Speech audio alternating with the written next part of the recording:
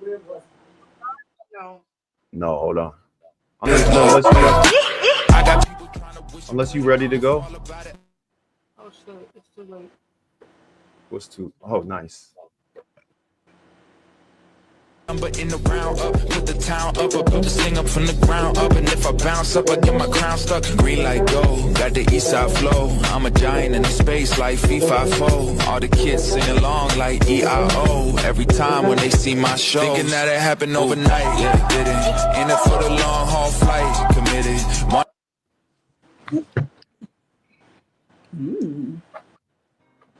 Hey. Mic check, 1 2 1 2. In the building. Timid, look. Oh. This is a test, right? No, we're live We live. from the broadcasting system. Well, let me do a This quick. is not a test from the live broadcasting system. Can you? Oh, perfect. Yeah, I see it now. Okay. So Check your comment. audience. Yeah, no, all right, yeah, we Okay, sound good. We let's sound good. We wait sound for good. some people. Let me kind of We sound announce. good.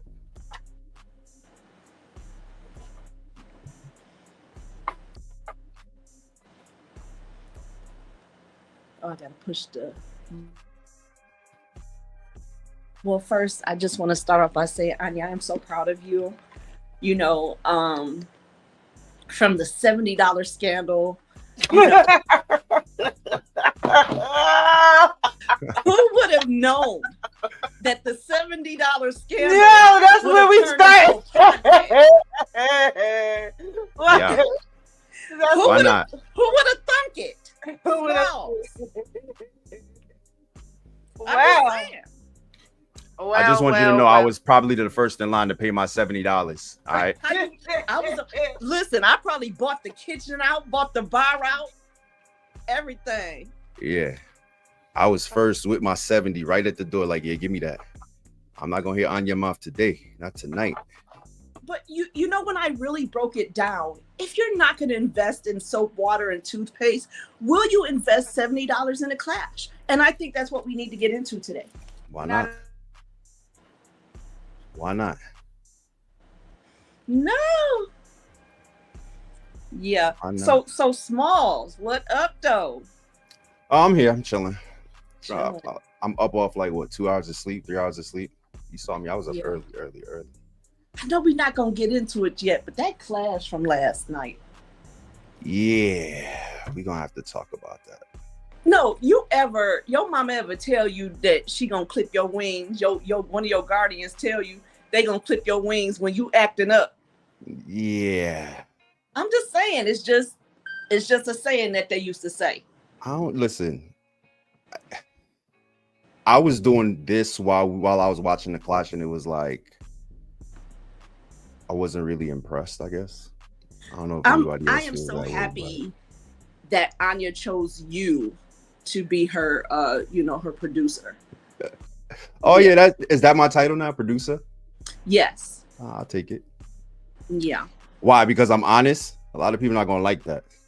No, because I see your skill set and I might need you later. So Oh, yeah. I'm just gonna, just talk shit, I guess, I got you. Yeah. Yeah. That's what we're doing today. We try to learn new things. Yeah. But yeah, I'm in sorry. regards to this Clash last night, I don't know. I got a lot to say about it. I guess we got a couple topics to talk about today. Waiting for the host to check. Well, for the hostess with the mostest to check back in. I fell asleep. I'm not surprised. Yeah. So, I got the bird flu, is it? Something made me sick. Bruh, you starting already? No, I was asking you. I was watching the news. You starting and I just already? wanted to know where we were. You starting I can't already? ask you a question, Smalls? You can definitely ask questions. Absolutely. Something, because we have a guest coming on, something that people don't understand. Ajax is a war god. Like, literally, the war god, there's a war god named Ajax. I'm trying to figure out how much yelling he does on a regular basis. Does he talk like that regularly? Who? Ajax. No, Because I would he's say, the energy is he's just nonstop. You know what I'm saying? Nonstop. Like, I don't know how he does it.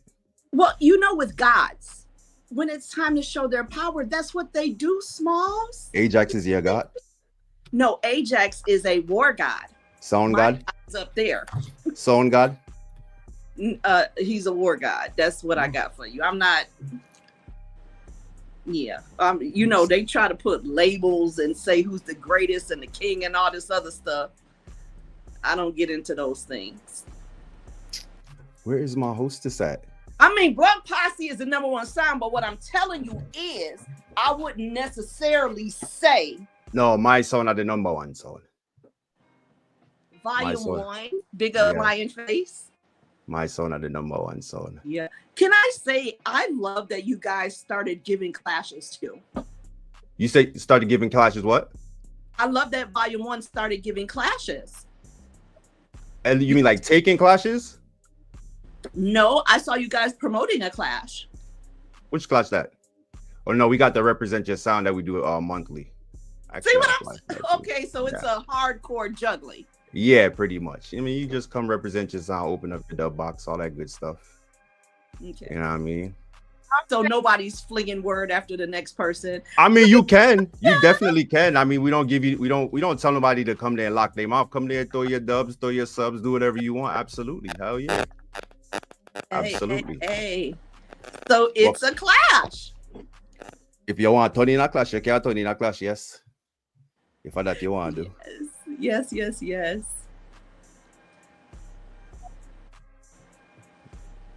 Mic check 1 2 1 2. Your volume low, honey. I have some technical. There you go. Okay. All right. We're here.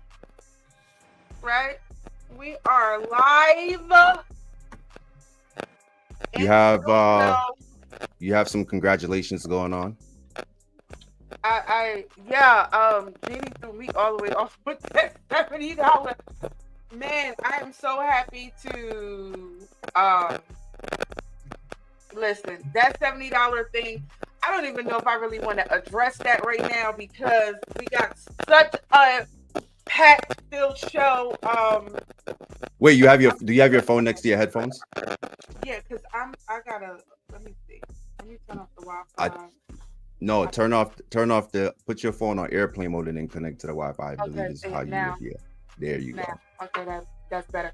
So I have that $70. We'll get to that at a later time because I have some things that I want to address. I don't want that to distract what we got going on today. I do need to go to my notes. So welcome. First of all, I would like to thank Smalls and Jeannie for joining me today and supporting me on this long overdue idea that I have been trying to put together with merging my two worlds, which is Sound Clash and real estate. And I want to thank all the, should I say imaginary, all the people that have been very supportive and encouraging me to do this, that I've been speaking to literally in the last 2 years, because I've been putting out this idea and, I have people that's just been pushing me and encouraging me to do it. And I just say, hey, I'm just going to jump out on a limb, jump off the cliff, and let's do it and see what could come out of it. And here we are. You know what people are going to say, though? They're going to say, what took you so long? Well, I move on God's timing. There you go. And at the end of the day, that's just what it is. I move on God's timing. I still, I don't have enough time in the day, the amount of things that I got going on. And so I am carving out the time at this time to do this for not only for me, for everyone involved and the fans. I don't really like to say fans because I don't consider myself a celebrity, but come up with a name for yourself, chat. Come up with a name for But yourself, chat. We don't just want to but call y'all fans. my followers, my the people that support me, etc. So I'm doing it for everyone. It's been even since I put this out, I've gotten some positive feedback. I get questions all the time about real estate. This will be my official introduction to the audience in the world, so to speak, is that I am a licensed real estate agent. Talk, I am a talk your licensed shit. real estate agent in the state of Georgia, though. Let me make that clear. What that means is that, yeah, my license is for the state of Georgia, which means that I can actively practice real estate in the state of Georgia. Does that limit my ability to assist anyone in any other state? No, it does not. Um, so, which I know because I am from New Jersey and the tri-state area. Most of my friends, associates come from that area. They reach out to me all the time, and I always say, I can help you, either refer you to an agent in your state if you're planning to buy in another state, or when you're ready to come to Georgia. By all means, I've helped quite a few people relocate. So, and we'll get into that later. I just want to set the stage of what this show is about, what to expect. um, so again, as I stated, that the best of both worlds, merging sound clash and kind of in real estate. And so we have, or what I would like to do is kind of break down the show into segments where what I intend to plan on just going over, of course, the foundation of, or the, the foundation, which will be sound clash, right?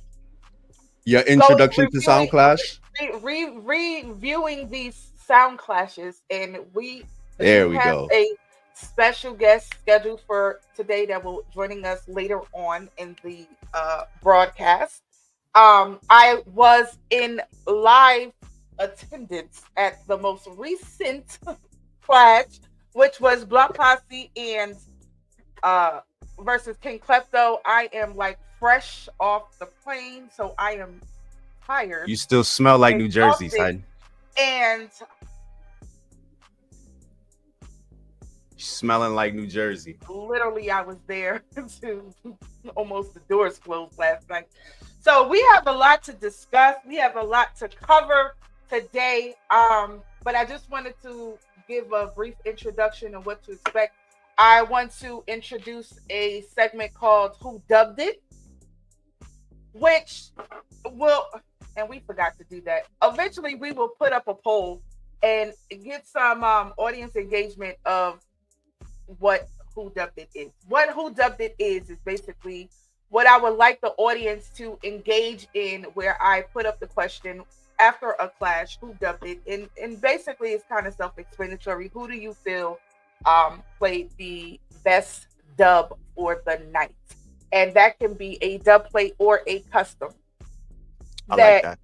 Either it doesn't necessarily mean that that MC selector, whatever, got the biggest forward. Is who, after watching the class, whether that be in person, on a stream, or listening to the audio of this particular clash, who do you feel dubbed it? Who took it? Who just executed that dub to the best of their ability by playing? That includes the artist, that includes the speech, the rhythm, all of the above will be part of that category. And you guys get to vote. And then we'll try to do that in the beginning of the show, and then towards the end of the show, we kind of go with the results. So that's the Who Dubbed It segment. The next segment is the block report, which will be towards the end of the broadcast, where I would like to introduce just basically going over some general questions on how to go about buying a home, whether you are a first-time home buyer or you are refinancing your current home, or you are just an investor looking to purchase an investment property. What I would like to do is also provide the audience with the opportunity, if they want to email me private, specific questions that they may have in a particular area, or just in general, credit, financing, all of that stuff. We can, and then what I will do as far as featuring on the show is kind of choosing a specific area, because it might not be just specifically that person. Say, for instance, if somebody's looking to purchase a home in Queens, New York, I will kind of provide that report, what, the pros and cons of buying a home in Queens, New York. So there we have it. But let's get down to the let's get to it. Let's get to How was your flight? My flight was surprisingly very, very good, actually. Yesterday morning, going and coming back, I was very nervous about this flight because Newark Airport has been known to have so many issues in the last couple of months. Yeah. And so I was just, on the edge. But fortunately, I did not run into zero issues. My flight was on time, both going and coming back. And what can you say? I mean, Newark Airport is still stinking, with the exception of Terminal A. I am proud of Terminal A. I got some videos, but as far as Newark, when you still come land in Newark, it still stinks. So, but worse than New York. Worse than absolutely, because absolutely. You have to remember, New York is right between. New Jersey and New York we're separated by a bridge and water, right? Right. So all of that, like with the ports, Elizabeth, which is part of Newark Airport, is Elizabeth, and it's right by the ports, and it's just, you smell that stinks, bro.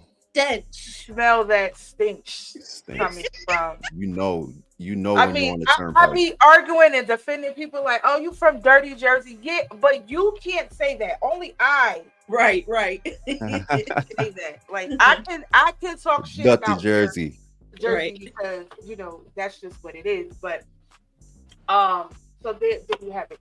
That was my flight. What about you guys? Your weekend? Miss Sweetness. I probably spent this weekend waiting on Clash to closing. Yeah, I don't have anything else because I couldn't go to the Clash in person, so that's all I did. I waited for Sunday. Yeah. Well, listen, we do have Ajax coming on the show. So let me get into it because it's 5:30. Let me get into a little bit of last night. Mm-hmm. How was the attendance, yo? How was the attendance? Because that place looked huge. I never been to Compound. So this would be my second or third. This is my third time attending a Clash at the Compound. Yeah.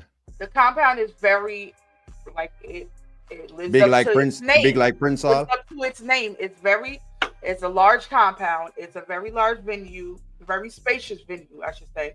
Very spacious venue. And I just have to be honest because that's what we're here for, right? That's what y'all expect me to be honest. And this is no disrespect. So why wasn't there a large attendance member? First off. How many people did you think was there? I don't want this to, because I know how tech. I know how sensitive you are, but we good, right? We are good. Like we dapped up last night. Everything is all good. So please do not take anything that I say personal. No, I ain't gonna let nobody my opinion. We are good. This is no attack on you at all. I just gotta put that out there. Tech Nine sometimes get a little sensitive to my little commentary. It's not an attack, Tech Nine. We good, okay? No complaints about that. With the exception that you took too long to put my little promo video up, but we'll talk about that later. Anyway, everything else was good. Now, when you asked me about the attendance. Yeah, because I saw you said it should have been a smaller venue. Absolutely. King Klepto, and I'm sure many people will agree, is that King Klepto versus One Posse should have been in a smaller venue. The historical, when it comes to Total Annihilation, which is Tech Nine's brand, and I would say I end up missing Earth Ruler and So Supreme because of funny enough, the same reason. I had my that was the drama. It had nothing to do with the airline last year. That was the drama with Problem Sean.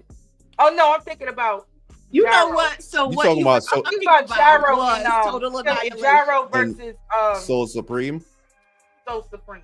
Yeah. Right? That's the one I made. Anywho. Those lineups, so those calibers, like those, in my opinion, is what warrants a venue such as Compound. When you got the big, gigantic sounds, are you guys frozen? Oh, when you got the big, gigantic lineups, like the Earth Ruler versus So Supreme, the Gyro versus So Supreme, the Addy, people are gonna follow those. Firewing, like the lineups that are going to bring out the people, the old miserable people that love the Clash, but they only come out for certain crowd, whatever. But it did not. I kind of felt that way prior to even going to the Clash. But hey, how many people you think was there? I'm not going into numbers. All right. You know what? I just want to Rough Cut versus Camouflage kind of had the same attendance. Like the entire middle was empty. Yeah. So, again, another lineup that kind of should have went in another venue. But from my understanding, like, venues are being limited in New York right now. I think Culture But Palace, they didn't really sell that dance though. It wasn't like a dance that showed any interest. You ain't see no like Bagatak and none of that. So they like it wasn't really. I mean, we could have a real conversation. Well, can I just say though, I want to big up Tech Nine, and I think this is the perfect platform for it. I want to big him up because he has not taken a rest period.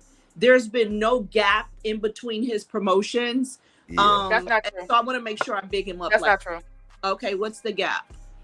Tech Nine did not keep Total Annihilation, I believe, for 3 consecutive years. Yeah, Total Annihilation, but he didn't stop promoting. He wasn't,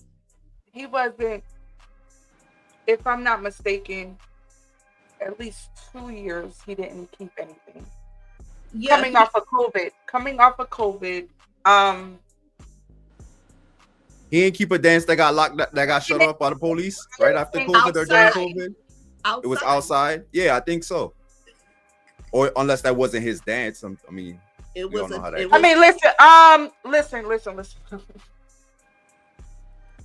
We gonna move on. Like I said, but Total Annihilation has been a clash that he has consistently kept, but I do believe he skipped either a year or two on that, and we could kind of keep it on Total Annihilation. When it comes to the other ones, I just don't want that. Like the statement that you made is not 100% true. I think he did take a break, but we know Tech Nine over the years have, for the most part, haven't taken a break. We could say that. Right, for the most part. And like, I mean, listen, I'm not mad at that. Like, listen, people beating down my DMs about when I'm keeping something else. Like, everybody's entitled to take a year or two off, or however long they feel. Especially when you're looking at any promoter that is smart to look at the state of SoundClash now and really decide what's worth right investing into. And I honestly, speaking from myself, don't really have that energy or really got that feeling that there's nothing going on right now. And I think that also played a part into last night's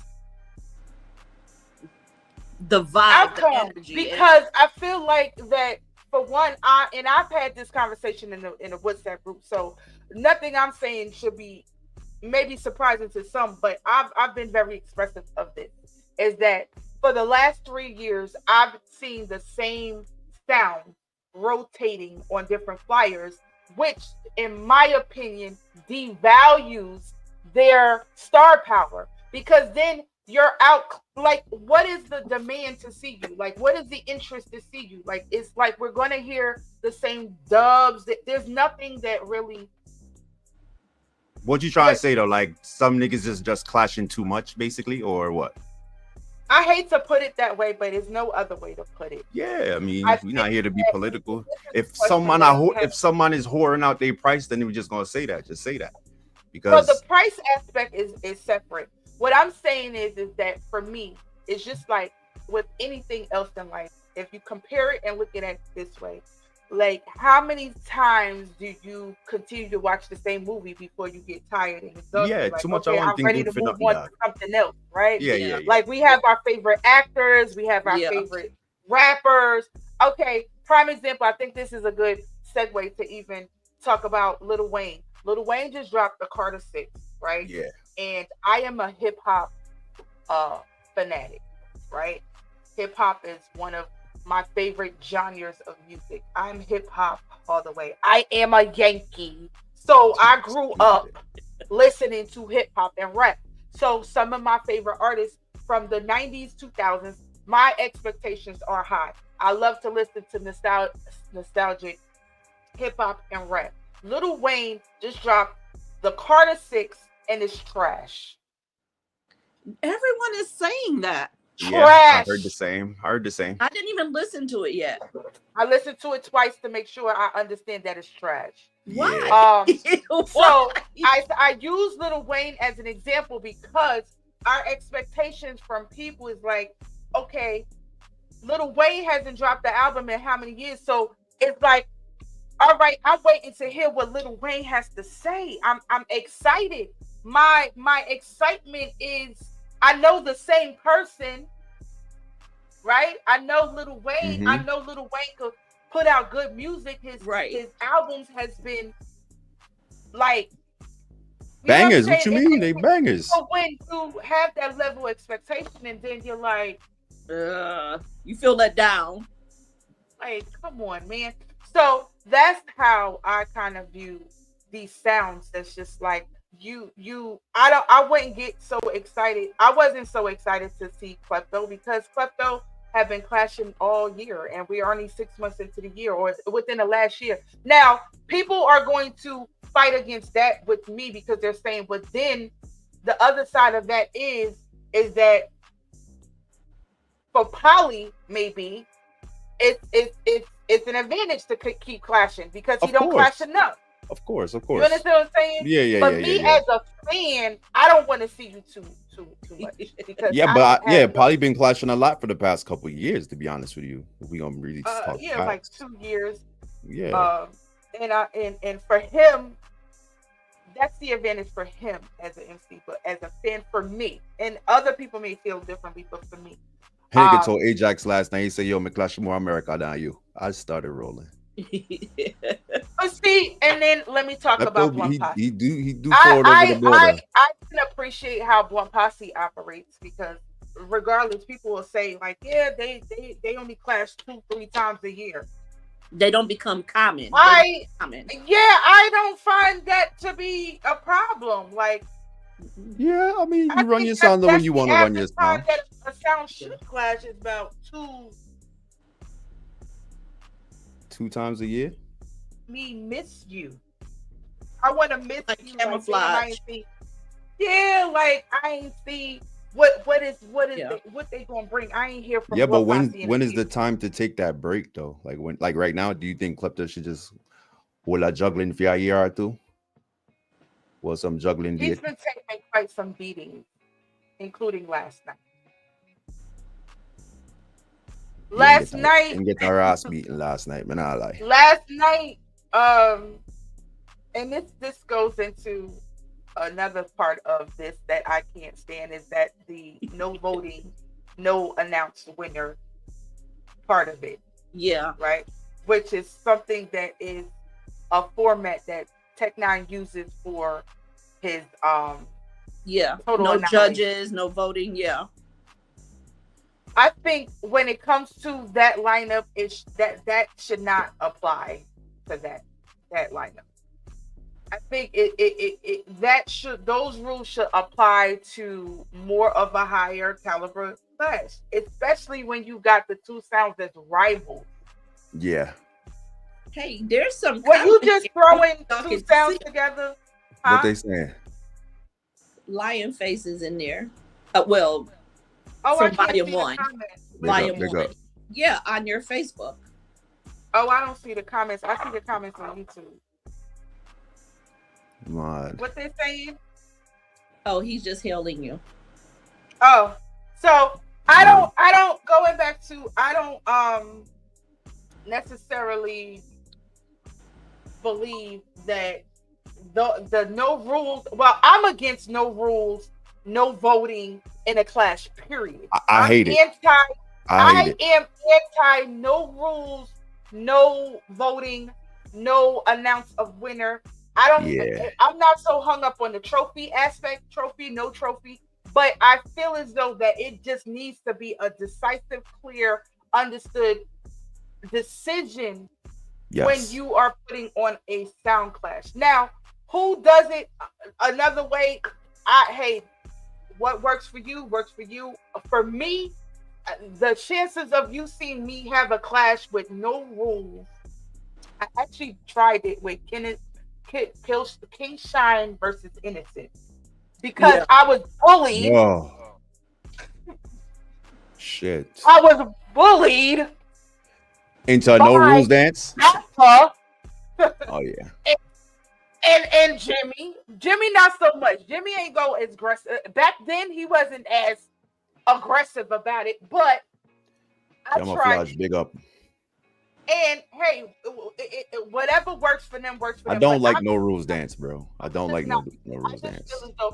I understand what the people that are okay with that format want. They want the controversial conversations. They want the conversations to keep going for weeks, months, years of y'all just battling of who won. I'm not off that. I need to know if you're gonna do that, the dance got to be worth it. Like it got to be a put together dance full of controversy. I know something from beginning to end. You know what I'm saying? But if it's just Addie's is so supreme. Yeah, like a little industrial dance. Like there's no hype behind it. Addie's is so supreme is a good example because I was in attendance at that dance. I'm an Addie's fan, and years later, the rematch value on that dance just because it ended the way that it did. So I see the vision in that where you build that equity where people are still like, nah, Addie's one, no invested, bro. Okay, let's do a rematch. Yeah. Now it increases, put more rematch value into that. So I gotta be invested. They legit have a rivalry. They have a rivalry. But when you throw in two sounds together because they're just two good sounds and it's just a clash, I just feel like it should be more. What was the door price last night? What was the who? $70. Shit. So I don't know. I think from my understanding, it was $60 for tickets. Only I'm just going to assume $60 for tickets in advance. It's probably $60 at the door. Oh, okay. Well, that's a pretty good price. Anya, let's keep it up. How many people? I already asked you that. You don't want to answer that question. I'll keep asking how many people was in the dance. I couldn't really tell. If I was to guess, about an estimate, and I don't want to do this. All right, stop. Let the chat tell us. Let the chat tell us. Let chat tell us. We'll make them responsible. Someone who was there at the dance, yeah. Whoever was at the dance, give me an estimate of how many people that was in attendance last night. And just a disclaimer: this is not a pocket watching conversation. This is just to figure out who was. Pocket watch. I will. But me not pocket watch. We just didn't want to know how much people in that dance. So you can see the chat now. Well, I'm looking the YouTube chat, but I'm looking at Anya Facebook chat. So I want to see how much people did in that dance. 150, 200. How much? How many people can Compound hold? You making it sound like it could hold like 3,000 in there. 3,500 people in that month. No, if I was to guess, Compound looks like they can hold. Soul Suprema Earth Ruler was at Compound, right? Mm-hmm. That was at Compound. 2,000, maybe. I want 2,000. Under 2,000. I'm not even saying 2,000. 2,000 might be too much. And listen, before anybody come with this, what Google says what the capacity of the venue is, let me explain something to y'all. Listen, that's not the number I'm looking for. Say, because I went through this a while back about Missouri's capacity. When a building says the capacity, like say the space occupancy legal amount may be 4,000, you have to take that 4,000 and kind of like chop off maybe 500 off of that. Reason being because when, again, going back to, because I am in real estate, when you have a property, a building, and it gives you a commercial building and it gives you the amount of people legally where it's not a fire hazard. Got you. Not a fire hazard. They're counting like the square footage of space. Got you. Right? Yeah. Not standing shoulder to shoulder, not when the equipment is in there, not when the stage is. I'm just doing a little bit of blasting the link right now. 1 mile bar in there. That I want the numbers for the shoulder to shoulder, bro.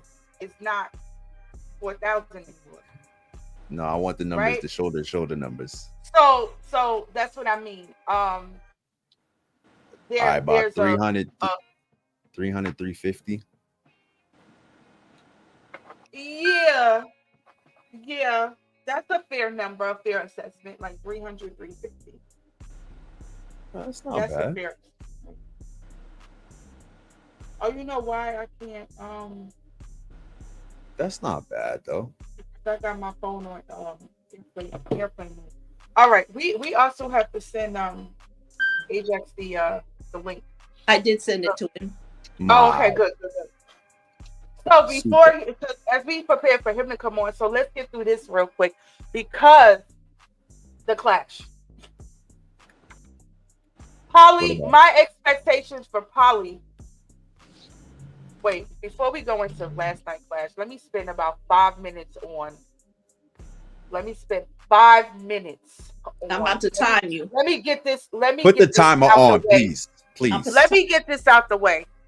For New Jersey. Christ. Oh shit. For the I-Octane Cup clash that took place. And shout out again on for Tech 9 for that, another clash that we're discussing here. But let me just say this. I initially, when was planning to go live today, I wanted to review I-Octane Cup clash in the elephant that has been surrounding in the atmosphere behind that clash with the splice or fake songs, whether you want to label it splice or fake songs.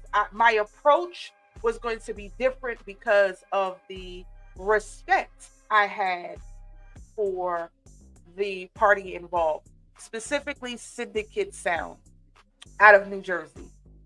What has changed the trajectory at this point and the energy of how I'm going to approach this today is because Yuri Russian, this is to you. Take me off my screen.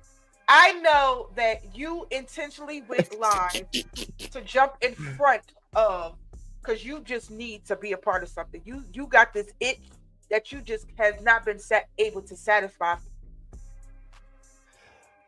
Yo, before you start, you don't know if you want to live in Atlanta. Wait, you don't wait, know wait, if you want to wait, be a wait, podcaster. You don't wait. know if you want to be a streamer. You Wait, don't know if you want to be an interviewer. You don't want to wait.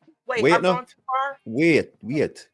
Slow down, man. We're not on a bedtime. Because I just want the 5 minutes. That's all I'm giving. I'm only giving 5 minutes. I want to get through this. That's all I'm giving is 5 minutes. So back to Russia. I know that you did that intentionally. And shout out to Young Ross. What my issue with that is that I have been instrumental with, mentoring Russian behind the scenes, and myself and someone else, because encouraging him to do what he wants to do. But I know what you did this week earlier by going live and want to interview Blaze and all of that stuff. That was cute. But I see you. That's why I made my post, because of you specifically. So now that you know officially, it's because of you. That's the first thing. The second thing, let me address the actual clash to Blaze. Blaze, Virgo energy, okay? I see you, you see me. I thought we were better than that. I didn't want to approach this situation where it's under attack. What I would have respected and appreciated that you did was reach out to me so we can discuss it. But nonetheless, my co-host Smalls handled it very well by basically holding you accountable. I was on the stream earlier in the week, so I got to see the exchange, the interaction, the denials, the rebuttals. So it is what it is. And like Small said on the live, that one thing I can't take about y'all Jersey motherfuckers, it's like y'all Jersey Soundmen, it's like y'all want to be a part of Sound Clash so bad, right? It's like y'all, the problem is that y'all are weak. I'm sorry, Jersey Soundmen are weak and sensitive. You cannot want to be a part of a culture, and then when you're getting the constructive criticism by way of being nice or being friendly, it's still constructive criticism. You have to be receptive to what it like. If you're stepping in this arena, you can't want to be pet and powdered all the time. And that's what I realized with a lot of y'all, the Ravens, the Twin Towers, like all these soundmen, y'all want to be a part of this industry, but got thin fucking skin. Y'all got thin skin. Like, how you don't have thick skin? Like, everything is not meant to be a bad thing. It might be the delivery that you might not like. I agree with that. Yes. The delivery might not be what you want and expect. But how else? It's just like a parent to a child. Like, you got to scold your children. You can't be their friend all the damn time. You got to just say what it is. And anybody that knows me, that's just how I am. Unfortunately, that's why people don't like me, because I'm just going to tell you what it is. I'm not going to filter it. I can't really baby walk it too many times, especially when it comes to this SoundCloud shit. So that's what it is. There's a couple of songs that was highlighted: the Popcorns, the Massacres, the where's my note? The Kashif Lindo, the Massacre them. We didn't get to the Massacre them, but let me ask you a question. Wait, hold on. What Blaze, what I would say to you is, since I did not have the opportunity to speak to you directly in regards to this matter, what I would say to you is that you have mentioned since this class, you went live, you have spoke about it on the live the other day with Russian Smalls and Young Ross, that you keep repeating this line is that, yeah, y'all been off the scene for a minute. That in itself is a reason that you should understand that because you have been out the... But what I would like to address is that I would like y'all to stop rewriting history and creating this narrative like y'all were killing sounds in a clash back in 1999 to now or wherever. I am from New Jersey.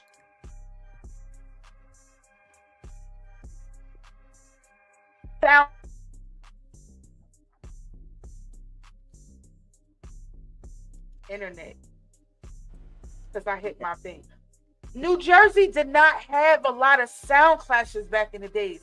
Y'all was in juggling events and things would kick off. Syndicate was in a 45 shootout. That's on record. Okay. And one clash. I don't know where y'all get this idea that y'all keep driving this narrative that y'all was killing these sounds back in the day. Show the flyers where it says that sound versus that sound, the venue, the date, etc. I just don't understand why y'all keep driving on this narrative. It's funny you should say flyer, because I think this is the perfect opportunity as we hit the top of the hour and Ajax is on his way. This is the perfect opportunity to discuss advertising on Clash to Closing. Flyers. All promoters that you got upcoming events, please reach out to any one of us if you would like your flyer advertised. We have our do we have the banner up to if you want to send on small little, we'll throw one up and have your flyers advertised throughout this broadcast. Okay.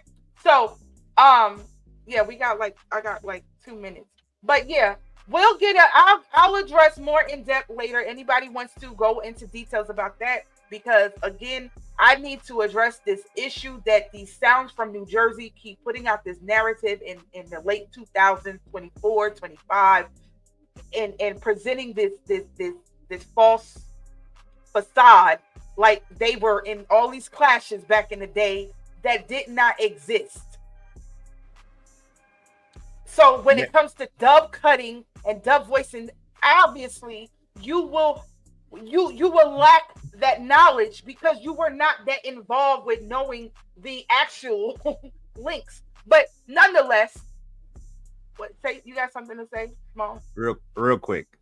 In regards to the whole live the other day, it wasn't initiated by Russia, It was initiated by the other party. So I just, real nigga. The other party? Yeah. Who's the other party? Jablazer. Jablazer was the one that made the link to Russia and said, yo, so I don't know what the impression was. And I find that very funny after he went live on his page and cussed out Russian. And then Russian made a post. Nah, they had a conversation after that. They had a conversation after that. Behind the scenes. But yeah. Whatever. Okay. All right. So that's again, what they linked me. I still would say what I say because obviously Blaze don't rate me. So why should I spare him? All right. So let's go. Moving on. We have a special guest. Yeah, all 22 people that was on the live that day. Congratulations to all the 22 people in New Jersey that had to hear your story. I was presenting the opportunity to have a further reach and a bigger audience to defend the situation, but it's okay.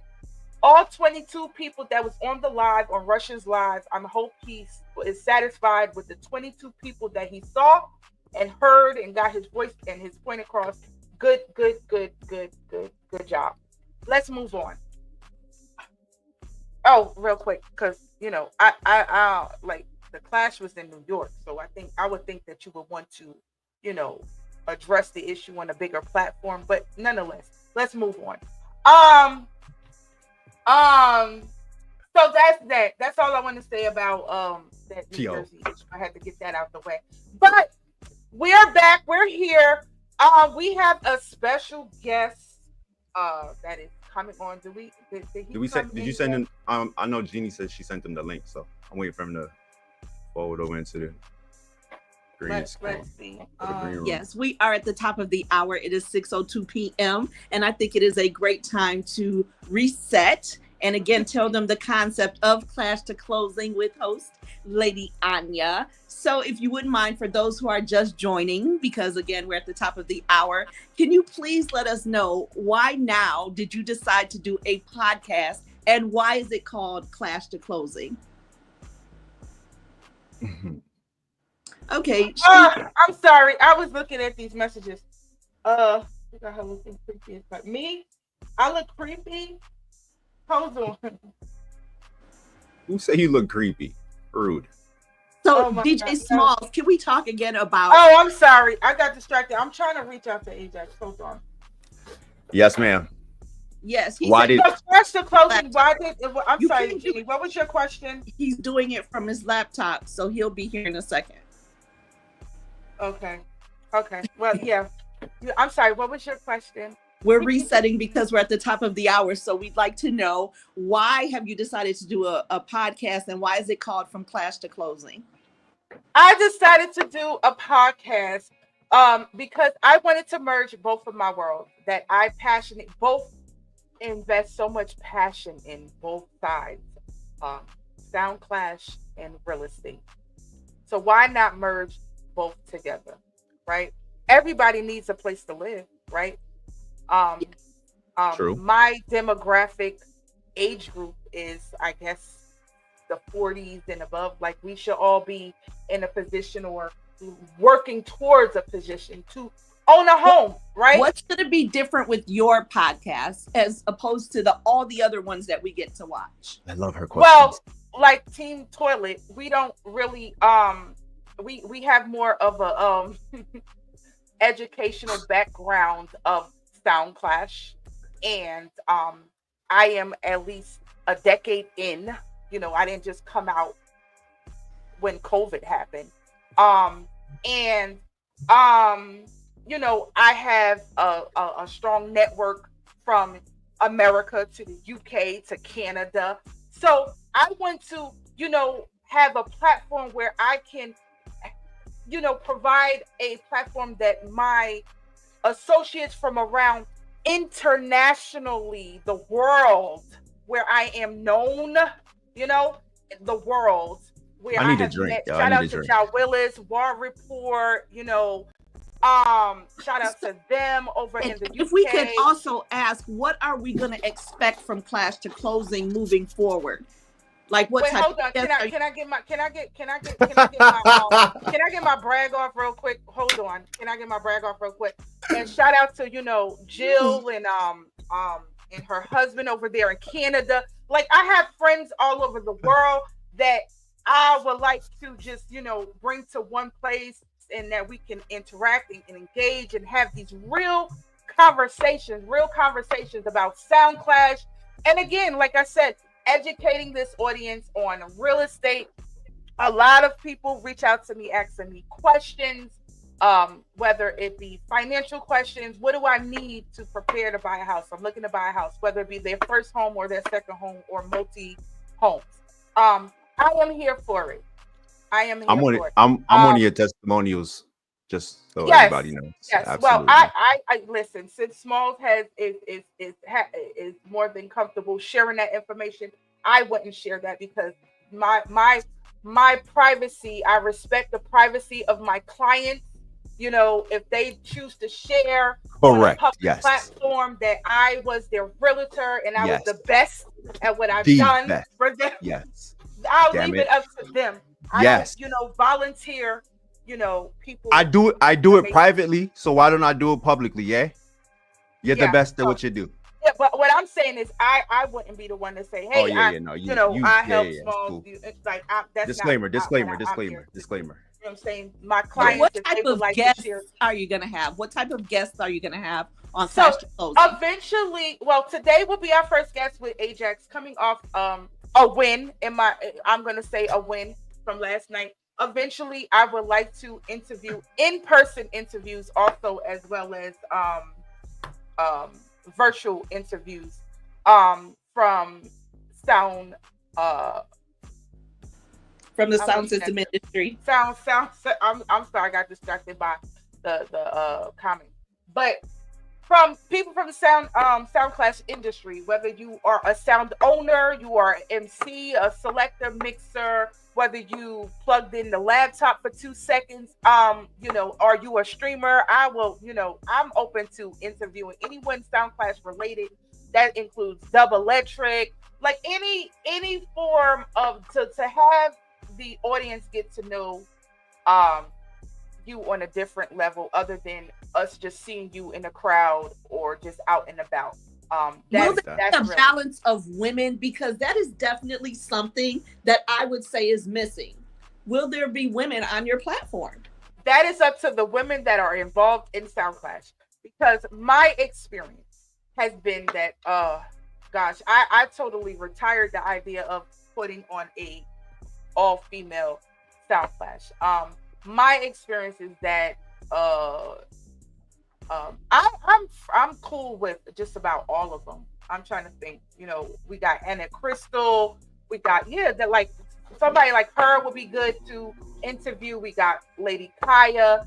We have then we got our selectress like S class of Poison Dart. We have Diamond Sunshine who plays Cosmic, and we have Midnight. We have I'm sorry, Moonlight. Moonlight. Yeah, I would Moonlight, love to. I'm not familiar with them. I know they kind of just came on the scene. I would love to interview them. Crime and boss. That's also what will separate us from the others instead of repeating the same. The same heavy on the same people over and over again and hearing the same stories. So I'm also looking to hear from people that we know, we hear the names, but we don't really know much. DJ Snow White from Fearless Sound. Mod. DJ Snow White. Is that I'm not familiar. Fearless Sound? Well, you know, where can the women contact you to get more information on being a guest? Well, Clash the Closing email, clashtheclosing@gmail.com. Also, Clash the Closing on Instagram. I would actually prefer that Instagram for any DMs with this platform related, because my personal DMs, I'm most likely is not going to see it, or I might see it too late. So I wouldn't rely on that. Yes, send the whole of the woman them come. Clash the Closing on Instagram and clashtheclosing@gmail.com. You can email me at clashtheclosing@gmail.com. Also send on the woman Clash the Closing on Instagram. We need so that's how you can reach out. And I eventually will be making my rounds to reach out to people that I am interested in interviewing and bringing on this platform. So again, because Ajax is coming on, so I know people are gonna tap in and stuff. How can I get my flyer up here right now before the end of the show? How much is it? How long? Tell me something, because I want to see my brand up here. Gosh, you putting me on the spot. Well, why did you bring me here? Because, as far as flyers, let me see. Elastic and plastic. Cash App, Clash the Closing. If you want your, let's see. I didn't even hold on one second. There are advertisement packages available if you would like to be the exclusive sponsor here. If you feel like it's your event and you don't want to see nobody else's event, there are those. There are also advertisement packages where we'll do, not we, because I'm only here for today, but where they will do mentions of your brand. We'll say brand because it's not just about Clash, right? We are also discussing real estate. So you guys definitely need to tap in. And again, Clash the Closing on Instagram and clashtheclosing@gmail.com. So boom, there it is. Yes, ma'am. We're going to need that as a drop. I like that. So Lady Anya has me here because I'm an old lady in this. This will be the only time that you guys see me. But to kind of give you guys, when she says education, so to kind of talk about that part of Sound Clash and the sound system industry. I rent. I'm not a homeowner, so I'm definitely not here for the closing part because I have no understanding at all about real estate. Thank you. And we're gonna change that. See, that's what this is for. To change the mindset of renting versus owning.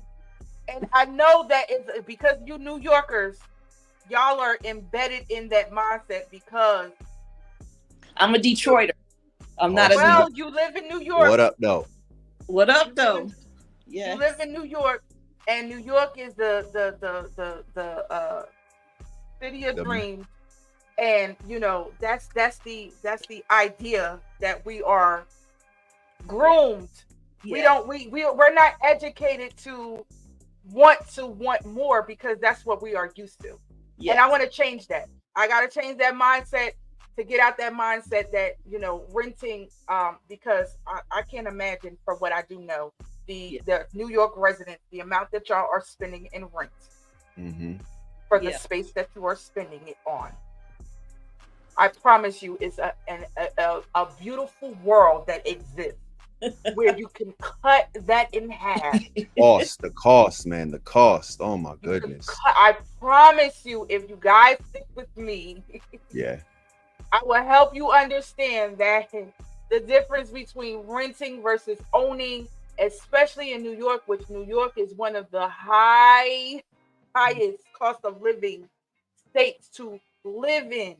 And I promise you, with whether you are working at a McDonald's, whether you're working on Wall Street, everybody will want to find ways of saving money, at least cutting their salary and getting, if not more, benefit of just being comfortable and living the American dream. It can be acquired.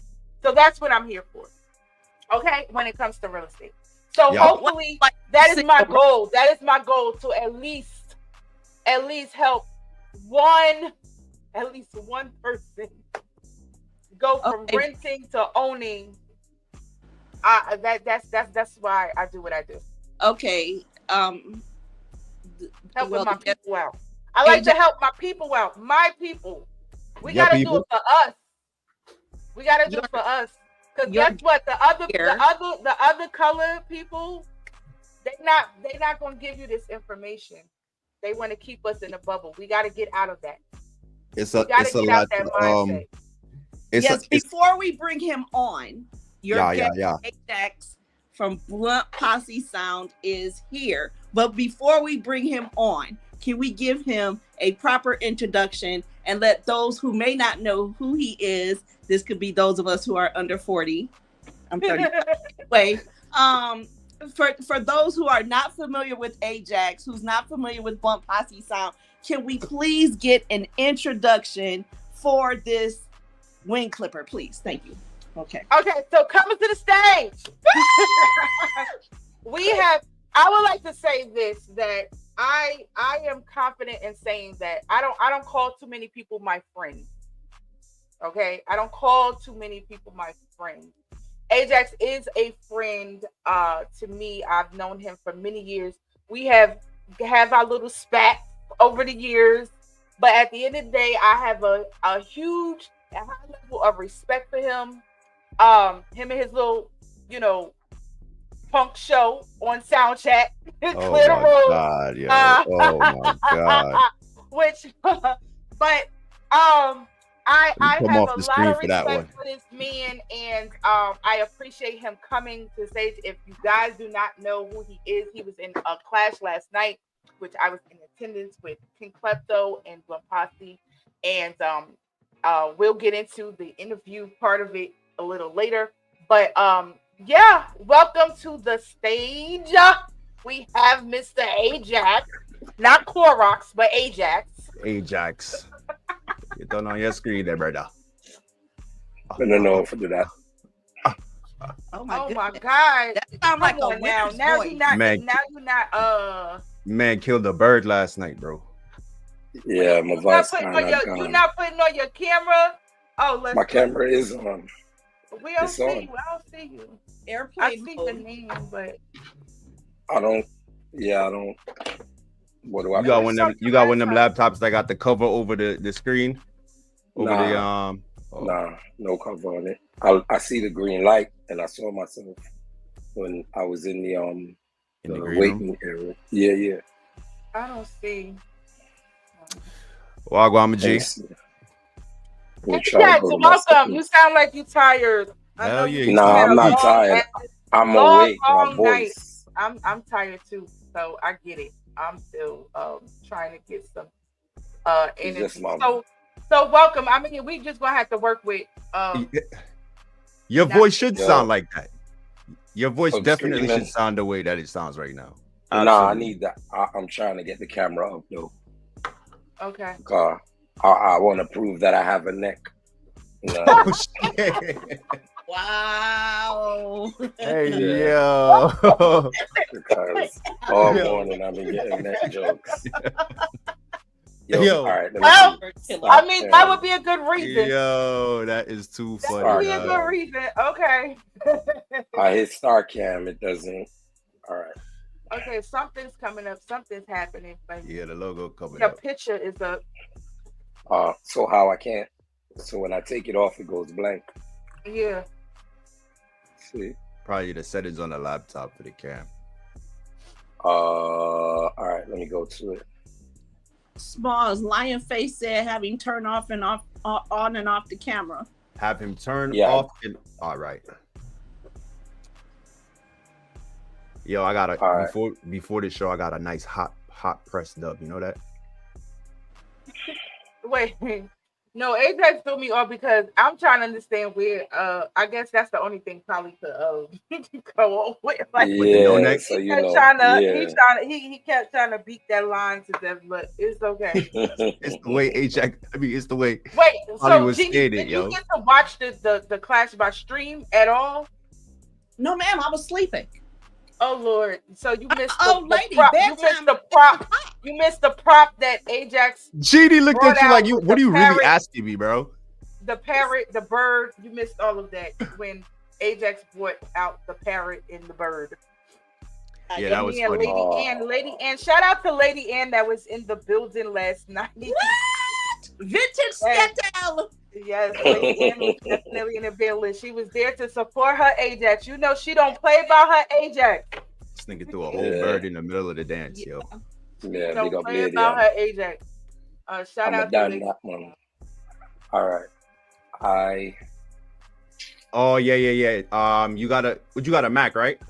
Yeah. Tell me what to do. All right, so you're gonna have to go to, I think this is security and privacy settings, and allow StreamYard to access your camera. So you gotta do that from the settings on what's the name? My own security and privacy settings. Yes, inside your system settings. All right. Big up Lion Fierce. While we are waiting on, Lady Anya, have you ever hosted a clash with Blunt Posse? I have not. Because I think probably why that is a lot of. I don't really get. I've gotten a few calls to host a clash, but it always seems like it's always wrong timing for me. But we hosted a clash together. A lot of. I think part of the reason that is because a lot of the clashes that Blunt Posse has been in, the promoters, I haven't been in their best. I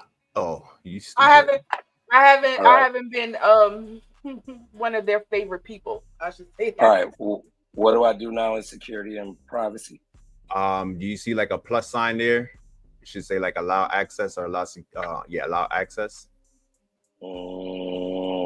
No, only a lock at the lower left. Yeah. Hit the lock. It's gonna ask you to put your password in. Fingerprint the thing there. All right. So what do I do now? And then it should the plus sign should free up, and then it should say you should be able to put StreamYard in there. All right. So far in the camera settings, I only see Google Chrome and Zoom Us.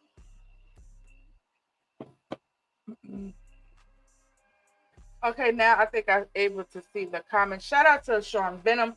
If you wasn't on the stream earlier, where did Smalls go? Lost Smalls. The sound system played very well last night. Shout out to you on that. The entire setup too. I've watched Venom over the years. Like I can appreciate someone that invests in their passion. You know what I'm saying? I know Venom mad money on his sound, bro. Like, and he is so passionate about the sound system thing. It just be so comical and entertaining how they have their little back and forth battles. But is it really back and forth when you're gonna be the winner? It's just bullying. Well, at that point, yeah. But he stands 10 toes on what regardless of what, and me and Venom have had our issues in the past that we have moved past it, but regardless of what you cannot deny about that man, he is so passionate about his sound system. Yeah. It don't make no sense to even argue with him about it because yeah, like, you know what? It's just a losing situation. Jock. Whatever he needs to give Google Chrome the access, because that's what you're using, right? Yeah. Yeah, so give Google Chrome the access. Yeah, it has the access. Let me see. Yeah, it has. Go all the way out and come all the way back in. You change your settings. What? So I lock back the lock. Yeah, it shouldn't matter. Once you get out of it, as long as the Google Chrome got the tab pushed next to it. All right. And then just forward out and then forward. So exit this too. Yeah, and then exit Chrome and then come back into the stream link. You should be good. Mod. So and I think people don't even know like the history of Venom, you know, all the way from web Y2K, on Yahoo Chat, AOL venues. He owned venues before people realized that owning a venue is something that makes sense. Oh, see, I didn't know that. I didn't know that part about it. Yeah. That's good. I just know you can't tell him shit when it comes to his sound system. That's all. That's it. And pretty much any other sound system, because he's gonna tell you what's wrong with your sound system. Nah, I'm waiting for him. Your sound system, then add on to upgrade his sound system to show you what it's supposed to sound like.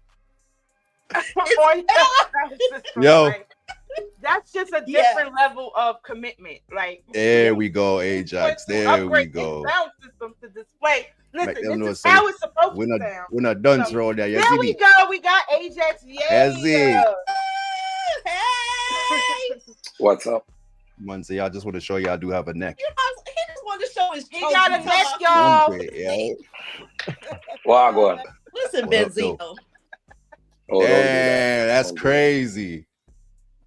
So Ajax, welcome to Clash to Closing, and thank you for being my first guest.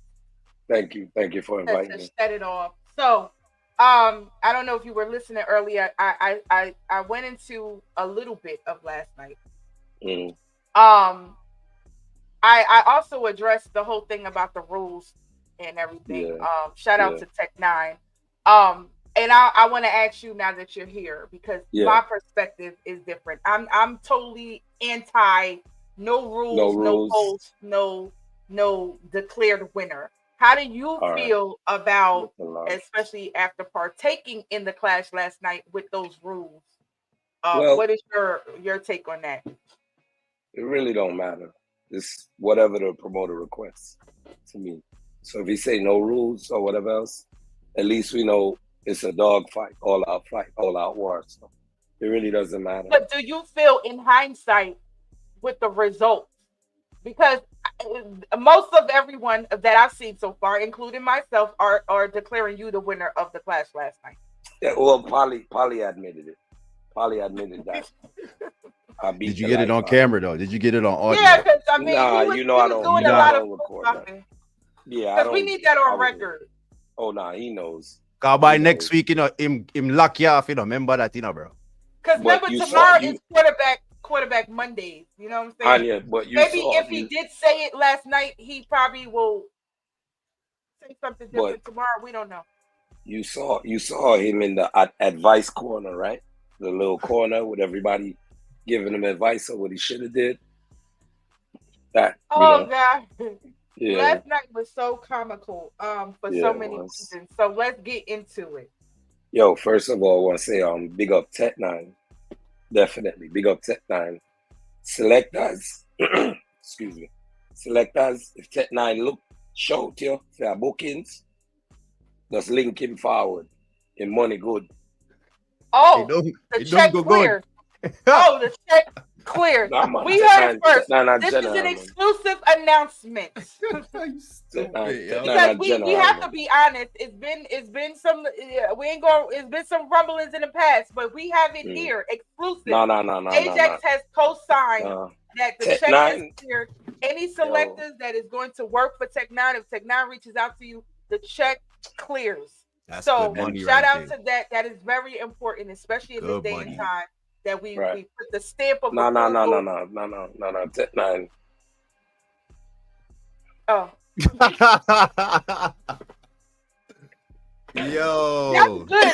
That's a good look. Hell yeah. We love to hear that because a lot of us promoters do get a bad reputation because people are just like to be mad for no reason. So moving on, shout out to Tech9 on that. Good stuff.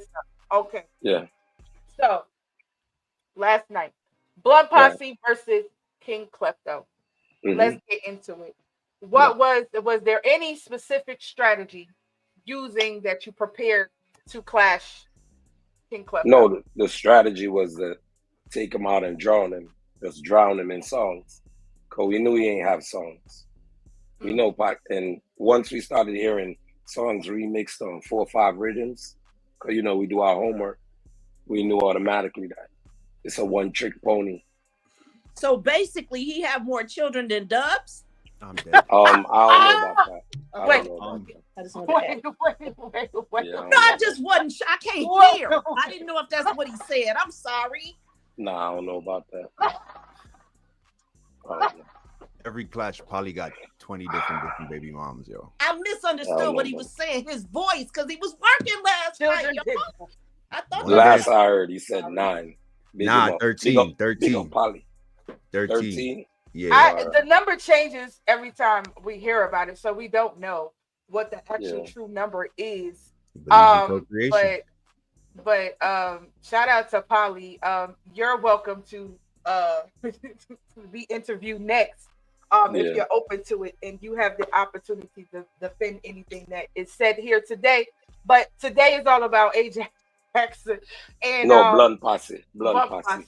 Yes, you're right. Blunt Posse. Let's talk about that. Now that you mentioned Blunt Posse, can we get a little bit of history of Blunt Posse? How long have you been playing Blunt Posse? For I'd say about 99, 98, 99, roughly. Because I knew them since like 90, 97. Shout out to Fada Blunt. I knew Blunt and I knew Dutchman. Rest in peace, Dutchman. Oh my God, rest in peace, Dutchman. Yeah. I appreciated that you did that last night too. Facts. He doesn't. Dutchman was kind of always in the background, the shadows. And That's how you remain. Play an instrumental part of Blunt Posse. I had the pleasure of knowing him while he was with us. Very, very kind, just genuine, and just a all around good human being. And it was just unfortunate that he's no longer with us. But rest in peace, Dutchman. So you knew Dutchman, Blunt. Was it Dutchman and Blunt that started the sound? And can you give us a little bit of that? It was actually Ricky. A lot of people see him in dances and don't even know that's him. But Ricky, you had Dutch, of course, Fada Blunt, you had True Dad, and it was just the 4 of them at one time. And like we were playing at events, like at the same events through the Bronx and Harlem. And then after a while, Blunt was like, "Yo, they calling me for Act 3, which is in the Bronx, a club that was Uptown Bronx." Yeah. He was like, "Yeah, they're calling me for Act 3, but that's like a different level or whatever else. Just come through or whatever else." And so were you just DJing at that time? Like you was just playing music at that time? You wasn't playing a sound? Yeah, Blackheart. Okay. Blackheart song. Yeah. From South Bronx. Okay. Over on, it looks like he right here. One of the owners. Mod. Yeah. Ricardo. No, I don't think it's Ricardo. His name is Ricky. Oh, Ricky. Okay. Wait, Blackheart Is black? That's not the same sound that. No, it's Jaga. different sound. Okay. Yeah, that Jaga had his thing in Brooklyn a long time ago. Okay. So not to be confused with the Blackheart from Brooklyn. Right. No. Okay. No.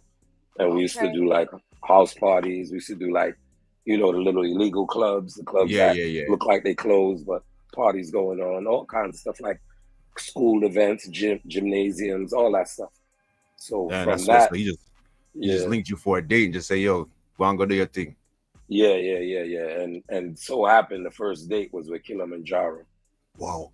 Wow. Yeah. Interesting. Yeah. Wow. With Ricky Go Chupa. into that a little bit, because that's a tall order. That was like was you intimidated? Were you?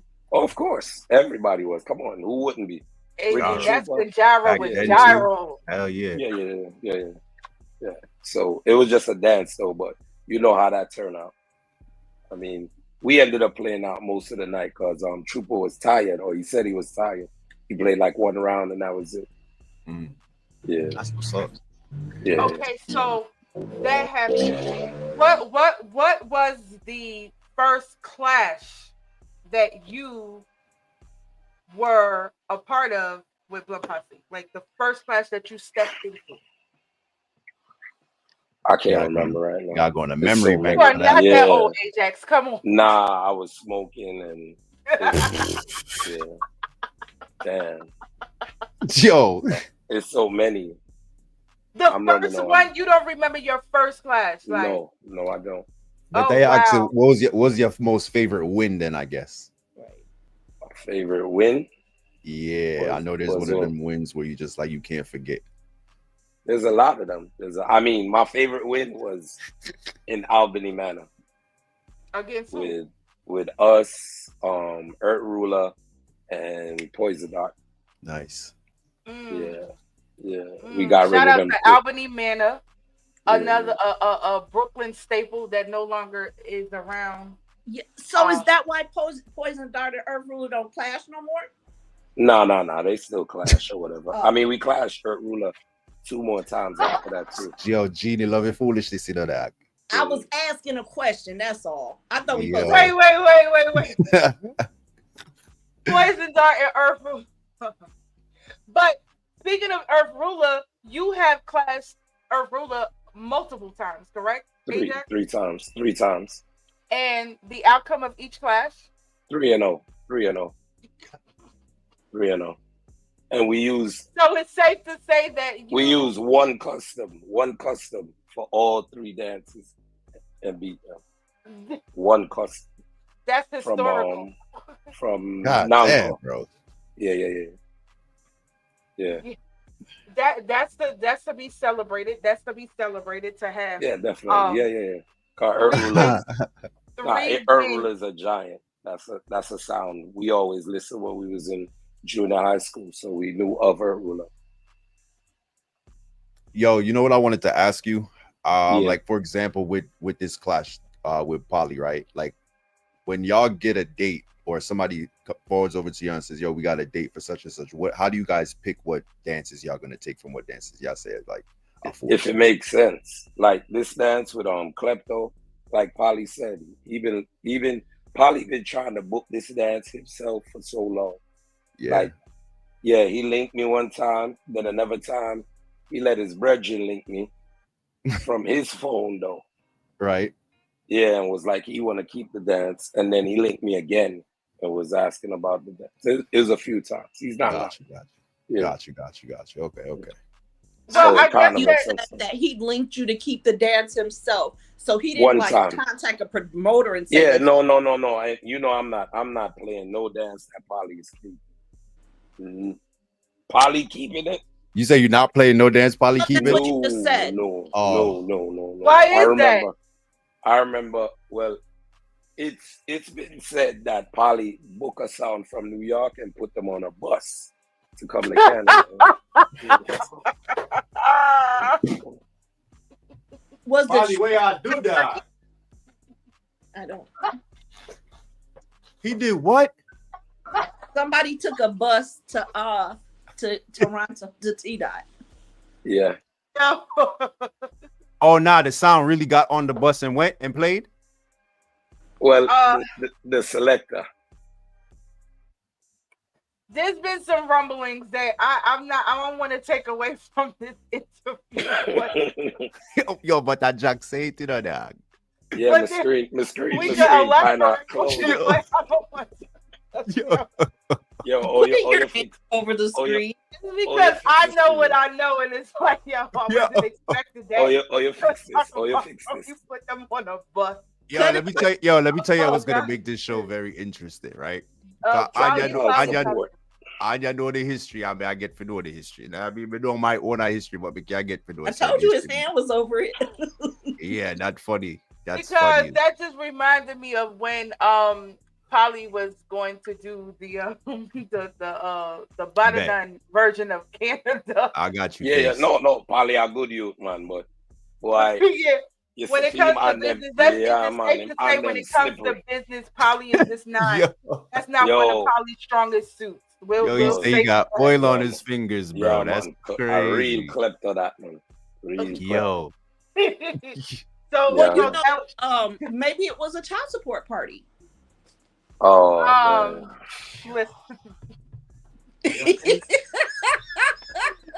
Listen, every mickle make a muckle. Yo, listen, we have one thing named exit stage, yeah. So that's my exit stage. So yeah, my thing are technical support.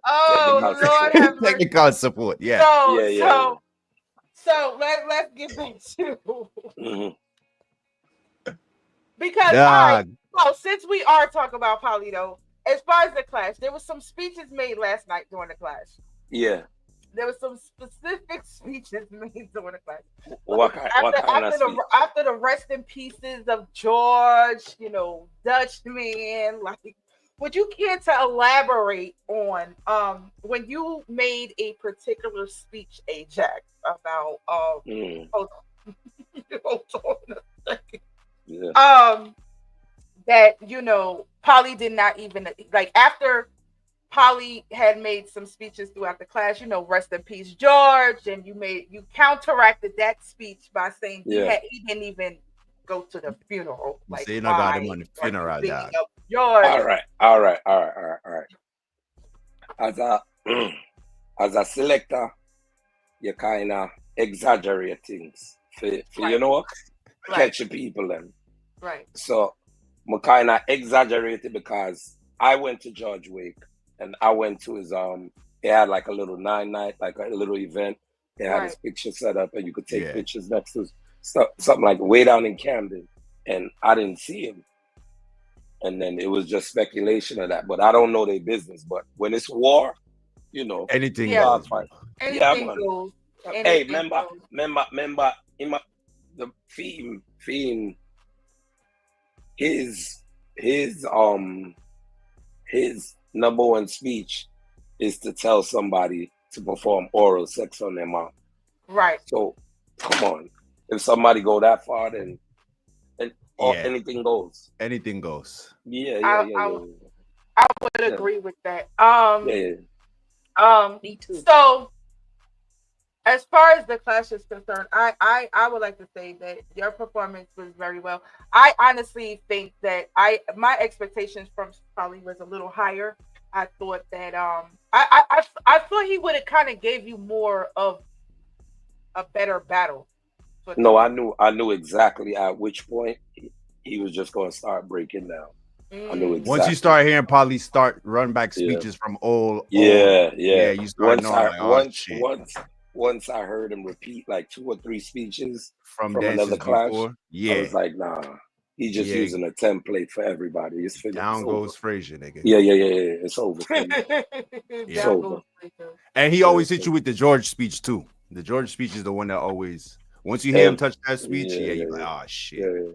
But that's every selector. Every selector, There was a lot of highlights in your speech as well about him being a part of multiple sounds in such a short period of time. But that's public. That's public info. Yeah, I just wanted to, for those that did not hear that part of the clash, there was a lot of highlights of that, which again, like I said, I actually rate Polly as an MC. I think his advantage is his run speech for sure. So the name of the sound is he knows, but he.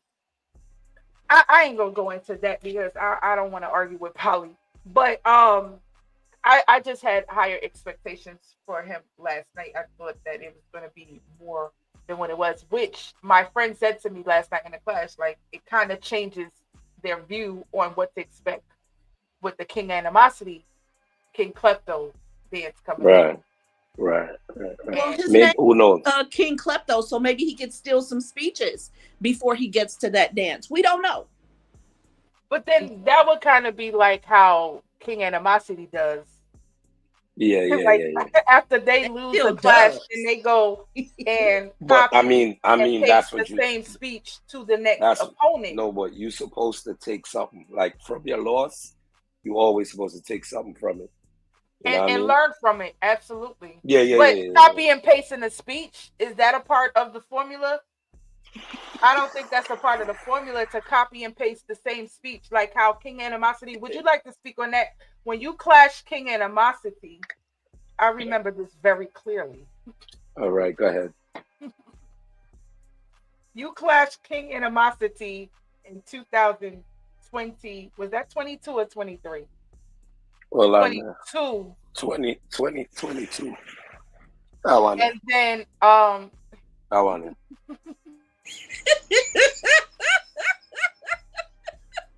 I want it. And here we have the trophy for evidence. And they subsequent to which you was victorious, you won that clash. They then subsequent clashed. Was it Twin Towers? Was it Twin Tower after you? Yeah, I did. I don't know. Yeah, because they was all modeling and they had on glasses. Oh yeah. You're right. It utilized your speeches, actually your speeches. Copied your speeches that you used against them in that clash to clash Twin Tower. Everybody do it. Everybody, all of us do it.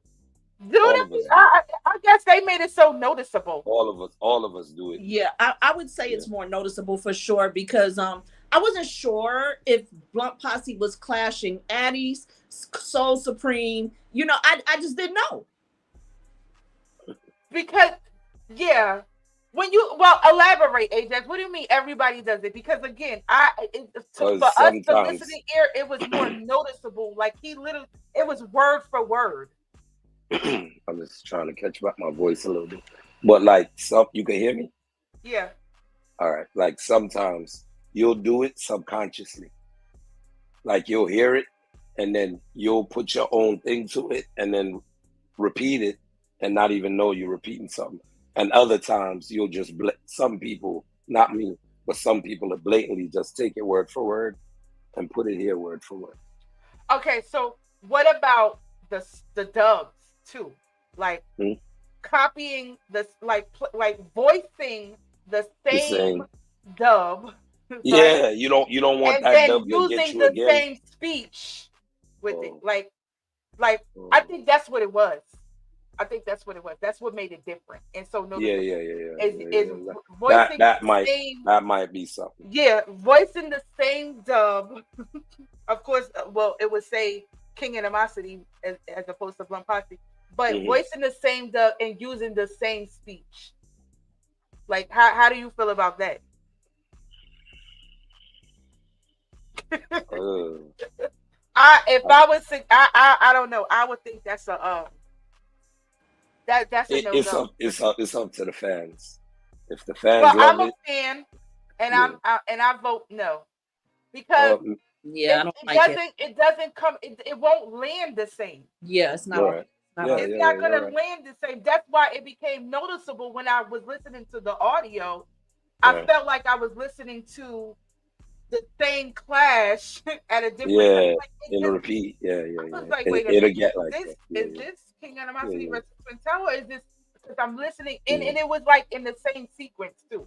Yeah, the same order song, same speech, and same argument. Speak about it. I was like, it was like the same sequence. So I don't know. That to me is like that doesn't to me I think that all sounds still need to implement their own identity. Always. And even if, like you said, all of y'all do it subconsciously. But I think, y'all still add your own words in between. It's not that word for word, and you're not going to kind of execute it the same way. It would never be that, no. So it don't land the same. And I think King Animosity needs to work on that. Well, who knows? Who knows? I mean, didn't they win their last clash? Yeah, they win. Yeah. Against Innocent. Well, they won against. Do I want to talk about that? I don't want to talk about that. Now they prepare. Please don't do that. Not while I'm here. We're gonna leave that for another show. We're gonna talk. We're gonna leave that. Today's all about blunt policy. Right. Keep it on the. Well, I know y'all waiting for me to pop off, but wait. That's another time. No, I'm not waiting for you to pop off at all, yo. No, pop off on what? No, but sometimes I got Ajax. Don't even ask. Names please, in the conversation. Don't. I like I got the angel and the devil on each shoulder. Like, Anya, don't tell me you're getting soft. You getting don't put do not put the battery in her back. I don't want to run away, people. Don't put the battery in her back, bro. I ain't gonna pop off today. I'm gonna do my best not to pop off today. Like sometimes my brain, like you mention certain names, it just click and go another place, and then I gotta self-control. Okay, I'm back. I know that's why sometimes I don't like you. Yo. You are the same way. Ajax, you're the same way. Let me tell the audience. You have a problem. Ajax, let me tell y'all how Ajax moves. Ajax is a sniper, an undercover sniper. Let me tell y'all that. Oh God. What he do, he's so humble with it, right? He's so humble. He act like he don't know what is going on, when it's going on, because you will never see him going on Facebook or no social media, engaging in none of these conversations, right? You would think Ajax is out of sight, out of mind. He don't know what the hell's going on. So you gotta do it. Here come Wednesdays. I'll be surprised to see him on the book, just making the post. Then here comes Wednesdays. Wednesdays on Soundchat, Clear the Road Show. Yeah. Okay. And then you hear it. So Ajax, you ain't got no room to. You just do it differently, okay? You wait. You build up all the evidence, right? That's how you got to do all the evidence, right? And then you don't form no opinions. You don't put your 2 cents in no conversation. You wait, which in reality is the right way to do it. Is kind of just wait till you get on your own platform to address certain things. Yeah. And then you shoot. But a lot of times the shooting is a reaction to something that, that happened or something that they did. It's never nothing, provoked. It's always provoked. Always. It may not be provoked last week, last year, could be a couple years. But it happened. Oh, so you do act like me. That's what I do. Like I gotta take a mental note. I wait. It's information that I have that I just have in the tuck for credit. Yeah. And I just hold on to that information. People listen. People think that information falls in my lap. We know you got your receipts, bro. The time. Always. Unwarranted, unsolicited information on people. I'm talking about dirt of all dirt. Okay. In my inbox. That's why I said earlier on this show, anybody that needs to reach me as far as this platform, please go to the DM to Clash the Closing on IG. My personal one. For what? Because my personal DMs, I gotta pick and choose, and I have to filter because there's a lot of stuff. That's sad. That's sad, bro.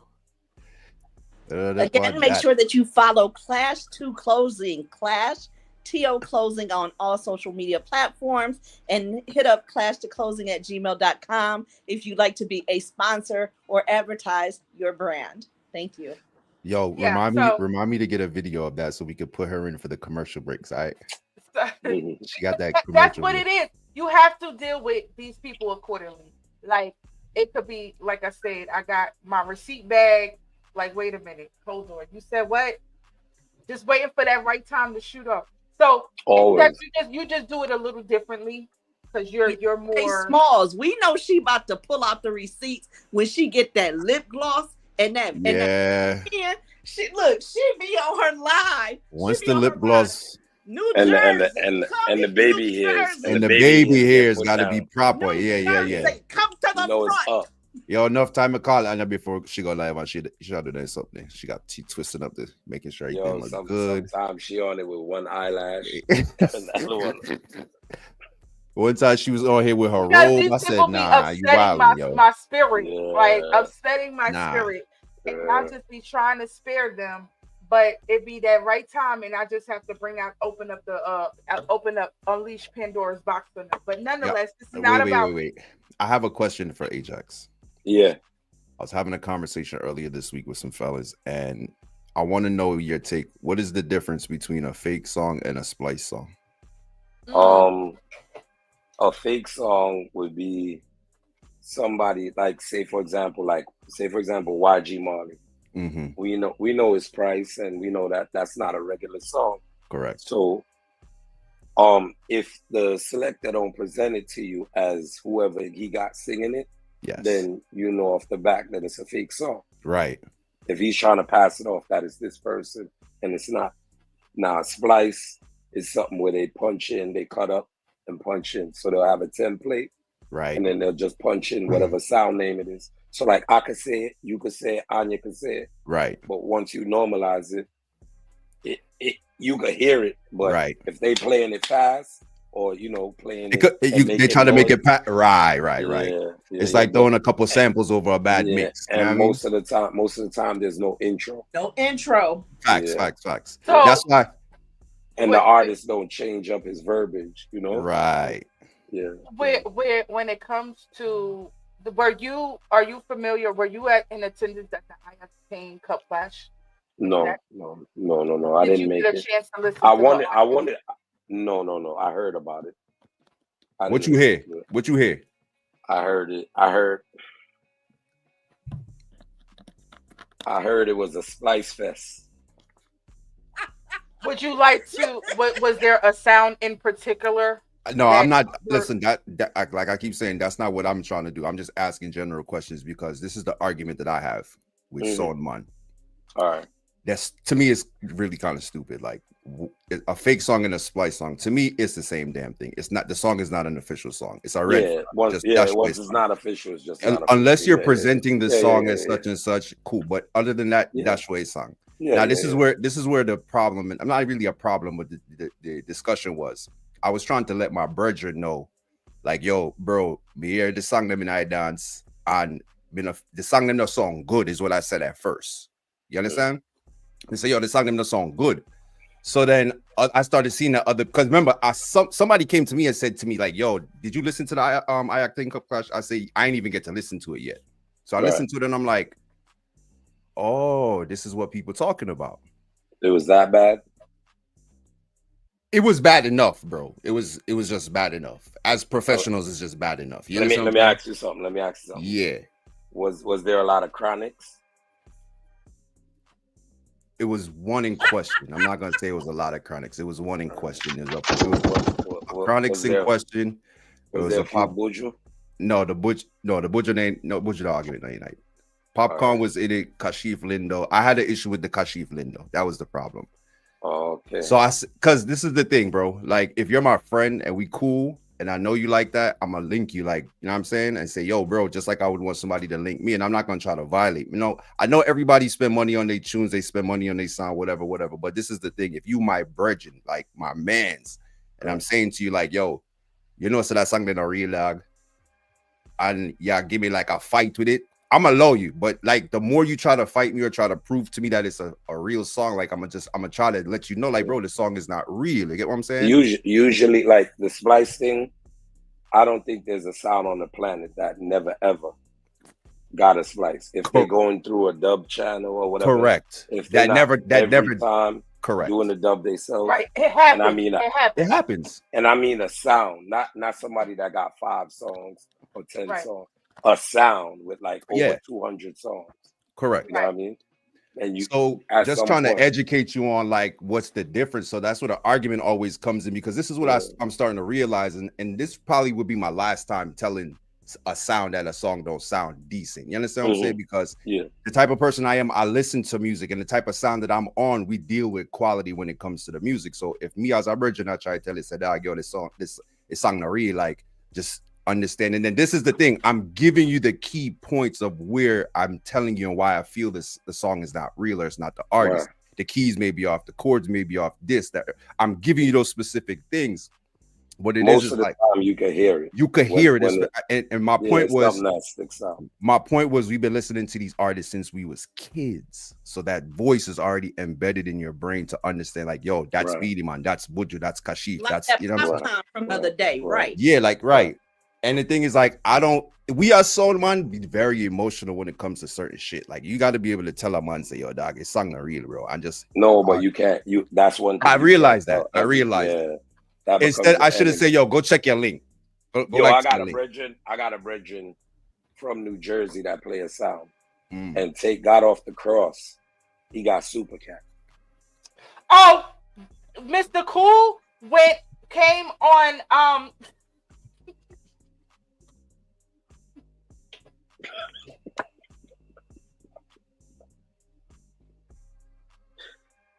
technical support. Technical support. Technical support. Please and thanks. Listen. My Wi-Fi. I listen. The other day, the Ajax, you wasn't privileged to this live. Right. That these Jersey people went live early in the week, and Mr. Cool joined the live. Because the topic of discussion, what Smalls is referencing, was exactly that. He was addressing Syndicate Sound from New Jersey that was in the I-Octane Cup match. About these Fugazi dubs. Fugazi, right? I only questioned one. And bro. Mr. Cool decided to join the live. Now, given me and Mr. Cool have settled our differences, this is listen, but it is what it is. We have to speak about it is what it is. Yeah, me and Mr. Cool, I see him last night. He wanted to buy me Hennessy again. I'm like, I got enough. Saeed bought some. But anyway, at the end of the day, I still cannot understand for the life of me to this day why Mr. Cool is standing 10 toes down saying that Super Cat is still real. And it's been about 6-7 years, I want to say. Mr. Cool got a fake Super Cat. Yes. Oh. Because I heard you say a sound from New Jersey. Yeah. I don't. Yeah. Bumbleclap. Would you like to say their name? Mr. Lee of No. And also Black Roy. No. But I'm saying, big up everybody on the live. You know what I mean? Big up Black Roy, big up Miss Ali, big up Snow White Sound. Big up everybody on the live. The Facebook, and like it was said earlier or a few minutes ago, every sound has gone through this. It's okay. It's not the end of the world. The problem comes in is when you're defending wrong. Like, just own it. Have accountability. Like, damn. You know what I'm saying? Like, I got. No, I tell you why problem. I understand the aspect of you're on your way to a dance, or even a couple hours before a dance, you get a song, and probably you really, really wanted the song because you know how that goes, Jax. Like, it all depends on the link too. On the link, you always got you got to keep your circle real tight. Real. Like the circle got to be no. Pause. Whatever. But you gotta, as I said, you gotta trust your link. You understand what I'm saying? Yeah, your links has to be trusted. So I understand you may be getting a song, you're on your way to the dance, you might just even throw a little mix on it. So what I said to him, was, yo, listen to me. Even if you don't want to play the songs them right now, I understand how it feels to get the dub them fresh out of the studio. So go fix up the dub them, and then we'll just circle back. And then forward, yeah. So we just decided to go live and just play the song them. What artists? We did the Kashif Lindo. We did Popcorn. And I think that's all we were able to get to it. Oh, we did Chronicle on the Cranium. They spliced Higher Life. Which Higher Life? Who said that? You said Chronic Law and Cranium. Yeah. Well, I never said that song was spliced. Everybody else that was on the live said they didn't see that was the artist. I didn't get a chance to really. The only one I had in question was the Kashif Lin though, because I know them artists like that. But sometimes, no, I was saying sometimes like a sound of voice, one artist, and they get the TV track from the other artist, of course, to play the dub and stuff. Yeah. So that High Life song is something like that. You know what I mean? Sometimes the sounds don't want to pay Chronic Law, so they just get Cranium. They just get the Cranium and then they just jump on the 45 on it. Yeah. It's never the other way around. Yeah, nah. Because you'll never get it off with that. Yeah, no way. But that was the argument, and then the other argument was like, if you my friend, like you supposed to hold me accountable, I'm supposed to hold you accountable. You know what I mean? But constructive criticism. Yeah, like, and that's the one thing about us in New Jersey is we always talking about some unity and this area, and I'm like, all right, cool. But as soon as you say something, then it becomes an issue. You know what I'm saying? Yeah. Thin skin. It's too much sensitivity. No, but I would want you as a person I'm sorry. Come tell me. It's sometimes. No, I'm not sorry. I'm not apologetic about that statement. A lot of sound men from New Jersey are very sensitive. Sometimes. Like you want to be a part of a very tough world, but you cannot. You. That's what I'm saying. They be having one foot in. I don't understand how, like, the sound men of New Jersey, and it's not that many, right? It's not that many. They want to be a part of an industry, like I said, that they just not really built for. And that's just what it is. I'm sorry. So I have a question. Which songs from Volume 1 are spliced? None. 0. Not in there, nada. I say that without no hesitation. Never. Every single one of my songs, I could play. If there was ever a mistake, damn, I'm speaking like I'm the owner. But if there was ever a mistake, I'm sure it was caught because the owners behind Volume 1. The filter is crazy. Like it has to go through too many channels for it to even. They are, and Volume 1 may be new to many people, but the owners, shout out to Lionface / Steve and Diamond. I don't know if I should put that out there. I ain't gonna put that out there. Stop your nice, man. They just didn't just start Volume 1. Like they have a good foundation and historical blueprint into music, period. So they're very, very we got an ear for it, bro. Smart and very intelligent and the show not about Volume 1, bro. It's about Ajax and the Blunt Posse, bro. Come on. No, I just big up Steve, big up Diamond, big up Younger Us, big up the whole team, big up Smiles. It's only a few that anyway. But get back to Jax, you're right. All right, listen, Jax, question for you though, right? Steve had a very good question that I thought was very interesting. As this is the thing, you're getting older. I don't foresee you playing sound for the rest of your life, right? No. All right. No. For the younger sounds that are forwarding up now, like what do you think would be what's advice that you would give to them in the game? Like one sound that I actually find to be a very good sound, like a Little Blue. I feel like they're a good sound, you know what I'm saying, as a younger sound. Not a good sound. Little Blue is a bad. Them bad. Wicked, big up Cancer. Full of vibes. Yeah. I love the way clarity on Little Blue. Is Little Blue does Cancer is still a part of Fargo sound? And don't you mix for both? Is he still you mean a part Chris of Fargo Cross? sound? You mean Cross? I thought Cancer was a part of Fargo as well. I look at them as just one little family, so I don't differentiate them. Yeah, it's just one link. Yeah, it's just one link. I don't care who mixed for who, as long as they play real dubs. It's just one link. So, but Little Blue is solely Cancer sound. Yeah, I guess. Little Blue was a Kiara song, though. That's what I heard. No. Little Blue was like a car sound that will play his dubs like probably in Jamaica. It's another small world of these cars. Yeah, in Jamaica. Yeah, that's what I'm saying, in Jamaica. No, I heard it's it's possible. Definitely possible. And there's a few sounds. And I heard that's where he started. if Little Blue is listening to this broadcast, Yeah, he's big up Little welcome Blue. to clarify any of his history. But I don't know, but it's possible. Yeah. Craig Stone said one link, but Little Blue is Cancer Sound. Okay, good. Thank you for that. But Jax, like, what would as far as like advice for the younger sounds and maybe even younger sound owners? Bro? That was like, Cancer responding. Okay. That's the government. Oh man, for the younger sounds, they gotta first. You gotta love it. If you don't love it, you might as well just leave it alone. Be hungry. Yeah, you gotta love it. You gotta love it. You gotta have a love for it, because some of the fuckery you're gonna go through. Thick skin. Yeah, you gotta love it. How important is it to have other dates outside of clashing? Very, very. Because, like, say for example, Mr. Lee play all the time. Once in a blue moon, I might pop up, but he play all the time. Same thing with CJ. He plays all the time. He bounces around. Sometimes CJ is in some places and I don't even, you know what I mean? I just see it afterwards with us, but he's active like that.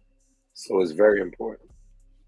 It's good to have like the two of them like going different places too. I tell people that all the time. It's good to juggle outside of your area and clash outside of your area. And Mr. Lee plays all types of parties. Oh, word? You put him in any kind of party. Nice. I probably knew him most of my life. Nice. Yeah. Shout out to Mr. Lee. And shout out to CJ as well. CJ is the latest member to join One Posse. Who has been? Why did you guys let him early? Start last night. That was a little different though. I figured honestly, like we would take it to old school, where like, say for example, CJ being a rookie on the sound, rookie warm up the song, right? You know, I'm gonna say, and just build the vibes. Yes. Get familiar with the people and do what you are do. Yeah. And just build your confidence from this. Right. You know, so that's why I looked at it like that. Plus, it was also a strategy because I knew Polly would try to shoot after him. Right. And I was hoping that Polly would have sent out one of his selectors or something like that, but there was nobody that, you know, he had to send out. No. That mixer is just a mixer. I could have let Mr. Lee step out and talk. And Right. Talk. Right. Yeah. Nah, give him a stage to kind of, you know what I mean, understand. Yeah. It's kind of like what Camouflage did with what's his name? The Mr. Vibes. No, Mr. Vibes. Nah, they had another MC. Talk about the new MC. I haven't seen him on Facebook in a while. I remember who you're talking about. At the Rough Cut dance, they sent him out the first round, which I thought was a grave mistake.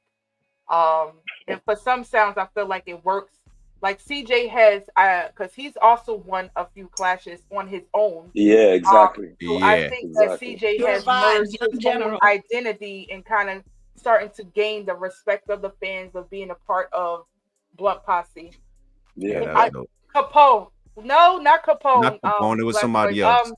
What's his name? He wear them tight pants all the time. Whoa. Oh my God, I can't remember his name. Not KP, not the other one. Whoever was at the Rough Cut and Camouflage class, even if I knew his name right now, I wouldn't say it. I wouldn't even say it. The way you ID'd him, Anya, I'm like, you gonna have to like for real, Anya. Like, yo, Anya, you gotta learn a thing. Yo, if you don't know what clip farming is, you're gonna learn after this live, yo. Trust me, bro. Clip farming. You're gonna have to do your own research on that.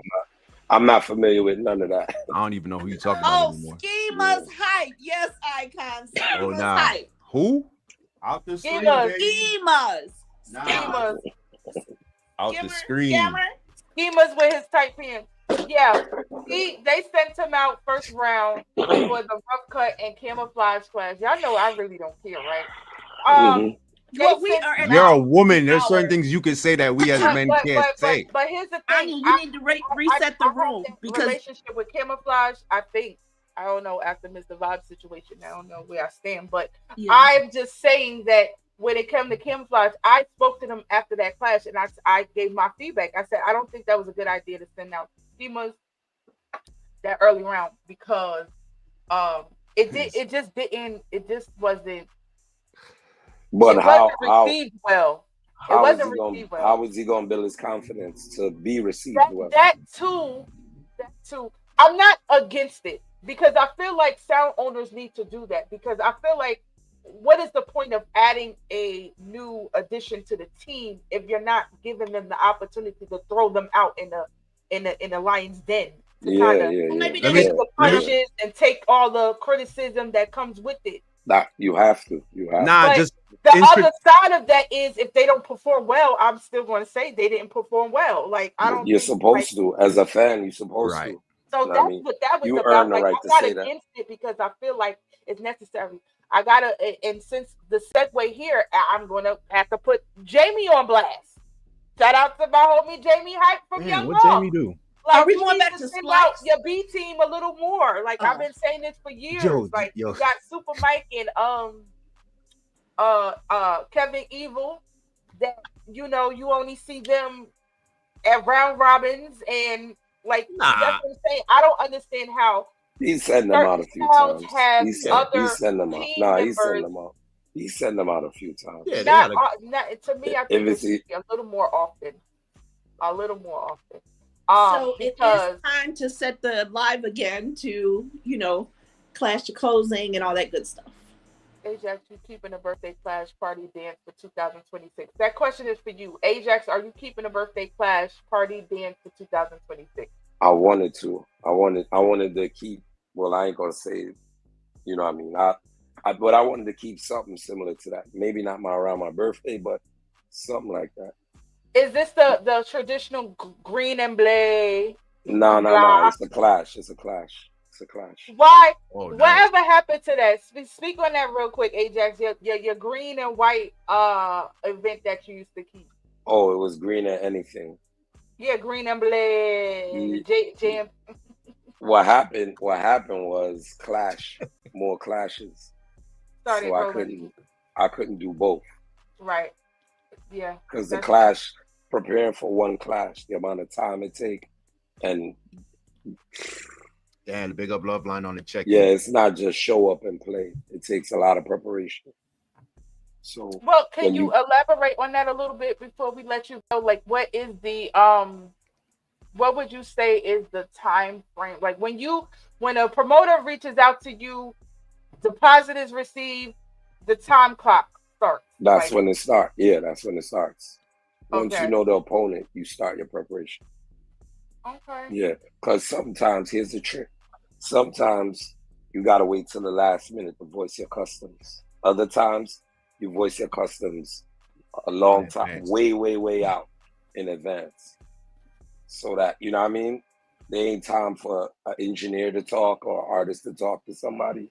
And then another time, artist might forget that he did this custom for you within 3 months when the clash will show up. Damn. Yeah. Okay. So do we have any clashes coming up for the remaining of the year for 2025 for Blunt Posse?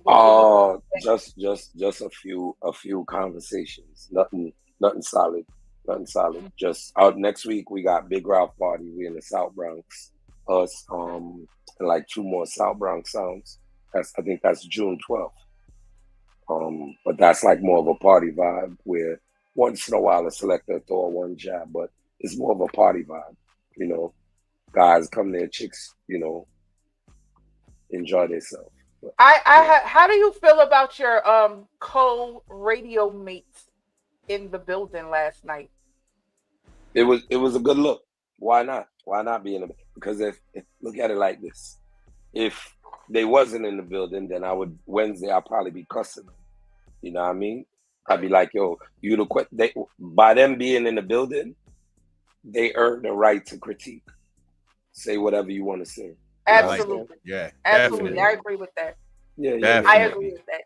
I have my own little sentiments in regards to that, but I'll leave it later. But it was, for those who do not know, it was surprisingly to see Chin in attendance last night. Naman, big up Chin. That doesn't happen. Yeah, definitely pop up. I'm big up Irish too. Irish would have been there if he wasn't out of town. You know what I mean? Handling his other business. Shout out to Irish. Yeah. But his brother was there, and other people from his sound was there. So big up Super to him. Yeah, but I mean, it's definitely bro. good. Yeah, support. I said it has been a slow night at Sound Chat. They was all there, huh? In support of Ajax. Ain't that something? Maybe not. Hey. Maybe I ain't gonna say everybody was in support of Ajax. You know what I'm saying? Oh, well, that's the other side of that too. Yeah, you know what I mean. I'm gonna wait till you jump off the live to go into my bag about that, because I was witness to a little verbal exchange between two people, and I had to add my 2 cents on that in regards to your co-radio mates. Verbal exchange. What kind of verbal exchange? Speaking of the radio station, can you tell us about your show, when we can watch it, when we can hear you, and your merch? Oh, Clear the Road show. Yeah. Each and every Wednesday, 6 p.m. to 8 p.m. Thank you, Genie. Governor. G's the governor. 6 p.m. to 8 p.m. each and every Wednesday, Eastern Standard Time. You can get us on the iHeartRadio, on the SoundChat Radio app. The merch, you go to cleartheroad.com. Got all the merch, a whole lot of crazy stuff. Yeah, and social media at Clear the Road. But Clear the Road show, it's just a crazy radio show. Sometimes and you have New Tune Government. So as a new artist, how can I send you my music? cleartheroad@gmail.com. Clear the Road I got 2 songs I'm gonna send you. Yeah. Hey, remember something to payola. Now say a word, man. You don't go to the dog. No, I joke, man. I joke. Put your finger over the screen again. Yeah, joke, man. Yeah, I don't know why nobody said. So we can expect on this coming Wednesday on the Clear the Road show that Polly will be getting his regular scheduled beating. Maybe I could get him to call in, because I mean he called in before, so I was just thinking about probably just getting him to call in. Yeah, he should be recovered by then, right? After that, Polly good. Polly preparing for his next class. Yeah. Big up King Klepter still. Yo, big him up, Big up Polly, see him, not because you see us going at it on there. Big him up, see him, because I want to general them where I hold up the clash thing. So even if you see him clash a dozen times and only win a couple times, can you elaborate on that? Because I have my own sentiments. Like, how do you feel about sounds just keep clashing all the time? It's a method, Jamie. Yeah, it's a method to their madness. You know what I mean? Not everybody can do it, and not everybody it'll work out for. Right now, it's working for Polly. Yeah. So why not? I mean, that's fair. You look at, he'll tell you in a minute. You'll be like, yo, I'm not getting no younger. That's and it. I'm gonna get to experience things that I never get to experience. Do you? You know what I mean? Whatever works for you. I guess coming from that perspective, well, yeah, that makes sense. Yeah, because remember, me personally as a fan, I like to miss someone. Like, I ain't hear them in a while, and before I'm in, like it has to draw my interest. Like, King Klepto again. I think it's that Polly has to bring a different. It's hard to do that when you clashing so much, but you got to bring a different dynamic. And then remember, he's in Canada, right? So just the look, of him out there doing it in Canada, he's a giant. And he juggled too, so it ain't like he just be sitting in the crib. You know what I mean? Shout out to Tarantula. Thanks for joining the live. Big up. There was was there any customs last night? No, Lady Ann custom. The Lady Ann custom. But there was no Mad Spider. He didn't get no request. I heard Mad Spider robbing selectors. I heard he taking their money and bro. I gotta go to that man to get dubs, bro. Like, come on, bro. And again, this is Clash to Closing. Clash to Closing at gmail.com. Can I say I joke. Remember, look, I ain't getting nowhere in the business yet. I'm still trying to get there. I still gotta link that guy, man. God damn it. The line got to be in the next script of the next custom. It don't matter who clashing, your name about to be added to that. Your name Tarantula doesn't do that. He does not do that. Doesn't do what? what he was accused of. Big up. I have to big up Tarantula. Always. You have some waste man who claims to them a custom artist. And 1 minute them Ribbit. Yeah, that one there. Big fierce one with the glasses. One that is coming back to play. Oh. Yeah, hey. Hold on. Yo, when your voice get better, can we get a drop, please? Remember say that man is the man that originally wrote and sung the song Ball Out. Oh my God. By Dopey Magnum? You have to say that. By Dopey Magnum? It's by him. So imagine the mindset he got to go into to structure something like that. And then have the little moans in the background and all that. He's a tadpole. He's not a frog. Don't they have a new sound now? It's an old sound. That they're bringing back. It's a piece of a piece of a... Any dear on God earth. I book up that sound, man. Remember the last time. That's a waste, so you guys first. Change happened. Customs ain't working out for him. He got red eye, so the custom thing is not really doing well for him. So he got a Pisces, PC. Yeah. So that was an announcement. Well, we can talk about it. It was an announcement that was made on Facebook a couple of weeks ago that Froggy, who is a former member of Mad Squad and turned into an artist. The artistry of it, where he is voicing customs for Sound Clash, and then now I guess he is transitioning into reverting back to an old sound he used to play and be a part of. It was announced and presented that he's now the co-owner. So I don't know what that means. I don't know who really cares. Co-owner can mean anything. But what if I'm you're a co-owner? Redface, we're going to talk about that. Keep that question right there. What if you're a co-owner of a bag of dirt? What is it worth? I'm gonna take the words of Nene Leakes from Real Housewives of Atlanta. Yo, let me ask y'all something. Y'all know today is Sunday, right? It too all know that today is Sunday, though. Hallelujah. Amen. So. Bro, when a brown skin people up cause. Okay, so what we were saying is, so Froggy announced that he is going now co-owner of previous sound that he used to play or was a part of their history PC, and gonna be taking on some dates. I don't know what that means for the sound class industry, if they care enough to want to see. I don't know what the demanding power in this day and climate of sound clash is to want to see them. So where they gonna be based? They're gonna be based in where? New York, in Florida? Where they gonna be based? I don't really know too much about PC's sound history. I remember going back to when it was COVID, when I forgot who it was, when Trooper and all of them was on Instagram doing these interviews and speaking of the history, is where I kind of pinpoint some of the things that I learned about the history.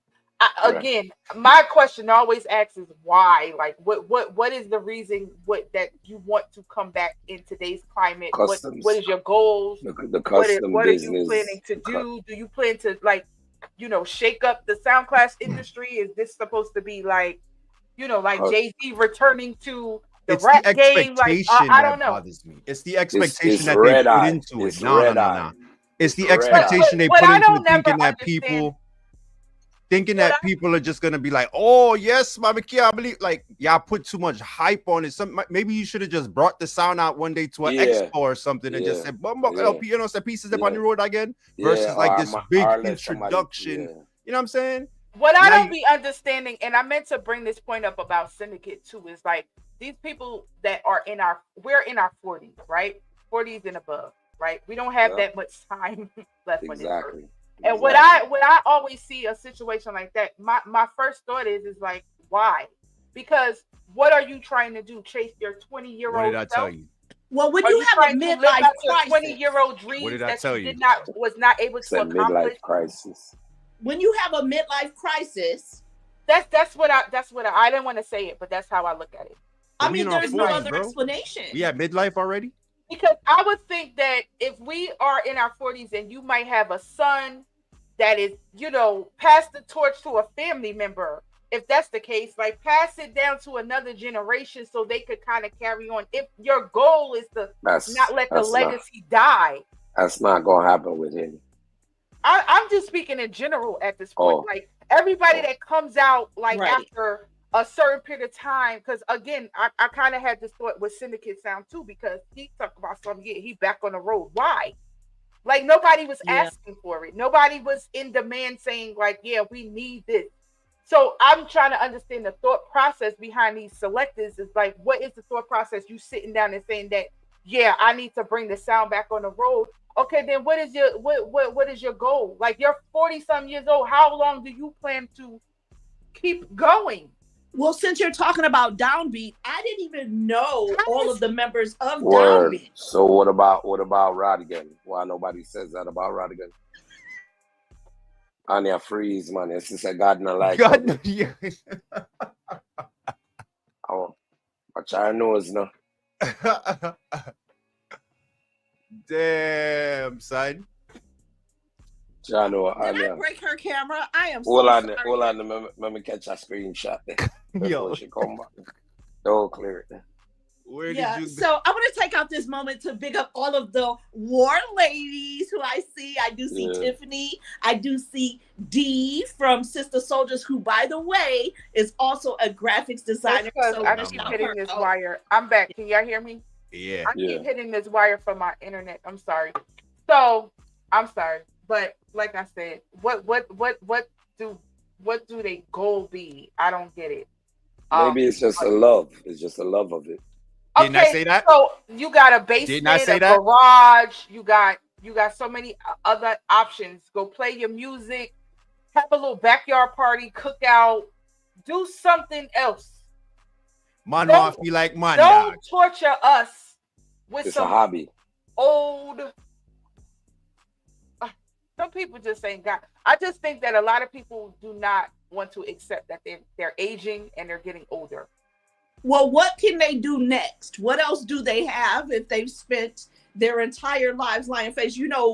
About which sounds. Do production. There's so many options with technology the way it is today. Yeah, Don't sell your stuff on eBay or something. Or play if it's about carrying on a legacy, you don't have a son, a nephew, somebody that is in love with the music that you want to mentor and pass on the legacy to keep it going.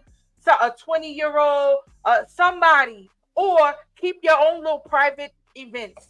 Your backyard. Keep if you just want to play music. If it's all about just. But if you're mediocre, do we really want you to build a legacy? No. I told you it's the love, man. I told you when I see people do that, they just genuinely love the music. I mean, they don't really have to care if somebody want to hear them play or not. But if you really love it, it's something that you're gonna do. Ain't nobody gonna stop you from doing it. I told you that when you asked me the same thing. But it's like a rapper, right? It's like a rapper, right? Do y'all want to see a 50-year-old come out with a new album right now? Like, no. Are we back on Lil Wayne? No, but I'm saying just rapper, period. It's like at a certain point, when you get a certain point in life and age, right? Why is that only for rap, though? I'm just using rap as an example. But I'm saying in country music, they don't do that. In because pop, they don't do that. Because I think, don't you think it would be a difference between seeing somebody sing, an old man sing a country song as opposed to an old man rapping? But I mean, that's apples and oranges. Rap. So you telling me only rap you age out, but you don't age out in pop music, not even R&B. You don't age out. You telling me in today's climate, right? The 20-year-olds versus you telling me, right, that the 50-year-olds, because we grew up in the 90s, the early 2000s, right? Yeah, right. Yeah. It is a young man's sport. It's a young man's sport, right? Right now, yeah. At the end of the day, going back to Lil Wayne, his latest album and his latest project don't hit the same like Carter One. Don't hit you have age, and you also are speaking to a different demographic today. All right. And he experienced different things. A lot of the stuff he did back then and was rapping about, he's not doing it now to rap about it. Right. You know what I mean? He's not gonna rap about it. Yeah, he's not gonna rap about a board. My 40-year-old self is not looking to listen to that. True. And that's my point when it comes to sound clash and MCs and selectors. Is like, why want to start something at 50 years old now? Like, what is the point? That I wanted to see them clash. Like, I can understand you. I wanted to see them do in it, and you age in it, right?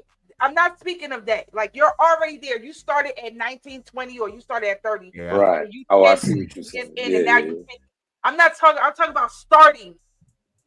Maybe they watched it so much they was like, yeah, maybe I want to. Yeah, you chasing your inner 20-year-old self. Yeah, definitely. But they was playing music. Who? Syndicate them. They was playing music. Were they not? They play music. When I first started Blaze has said it multiple times in the last couple of weeks. Like, oh, I've been out the loop. I ain't been, y'all not familiar with my sound. These are but out the loop don't mean that you never did it before is what I'm saying. Yeah, when you trying to get back into the game, like I told you, it's the love, bro. Like you can't tell a person what they want and cannot do. First of you all, may say to yourself that you don't want to. Good example because Syndicate is putting on this narrative like they was clashing like all these sounds back in the day. No. I'm talking outside of clashing. Just juggling, yes. Yeah, that's what I'm saying. My point is that he wants to now into the sound clash arena today. Like you're 45. But they warred before, did they not? The sound clash arena today in today's climate. You understand what I'm saying? Which you had the opportunity. You didn't do all of that when you was juggling in St. John's and all of that. Y'all did a little 45 shootout back then, had y'all little crowd or whatever. What in part. It's way more difficult now too. Picking it up and saying that you want to be a part of this today. Like what is it? Like what is that you chasing your inner Jax, child? what's your opinion on that? Though? Maybe they got a collection of music that they feel like they want to share. But them have tunes. Exactly. So maybe they spaced out time where, let's say, for example, a bunch of artists died. They figure now when they come back in the business with all these artists, they have a better, it's more of an advantage. A lot of sounds do that too. Come off the power road. play type. Yeah. Nah. Well, Blunt Posse, they have a lot of the people have said that Blunt Posse only clash like 3 times a year, or there's been a couple, or you could correct me if I'm wrong. There's been maybe a year or so, or at times throughout Blunt Posse's history that y'all have taken off maybe a year or so, right? Yeah. So, what do you say to the people that have that speak on that? Like, when they're typing up in Sound Clash Fraternity, Blunt Posse been parked. It's not parked. It's more consistent, just not on the clash scene. If we're not clashing, it's more party. So you're not gonna see clips of parties and all that stuff. Money's better over there. Yeah. So money is a lot of times when they don't see us on the clash side, it's more like party scenes and stuff like that, or anything else. And like I said, everybody else has their own little thing they're doing as well. So, and I agree. If a clash that makes sense come around 3 times for the year, then we clash 3 times for the year. If it makes sense 4 times for the year, we clash 4. Is Killamari one of the sounds that you're having conversations with? Who? Killamari sound. What do you mean? Conversations about what? Upcoming clash? Who? Somebody asked that.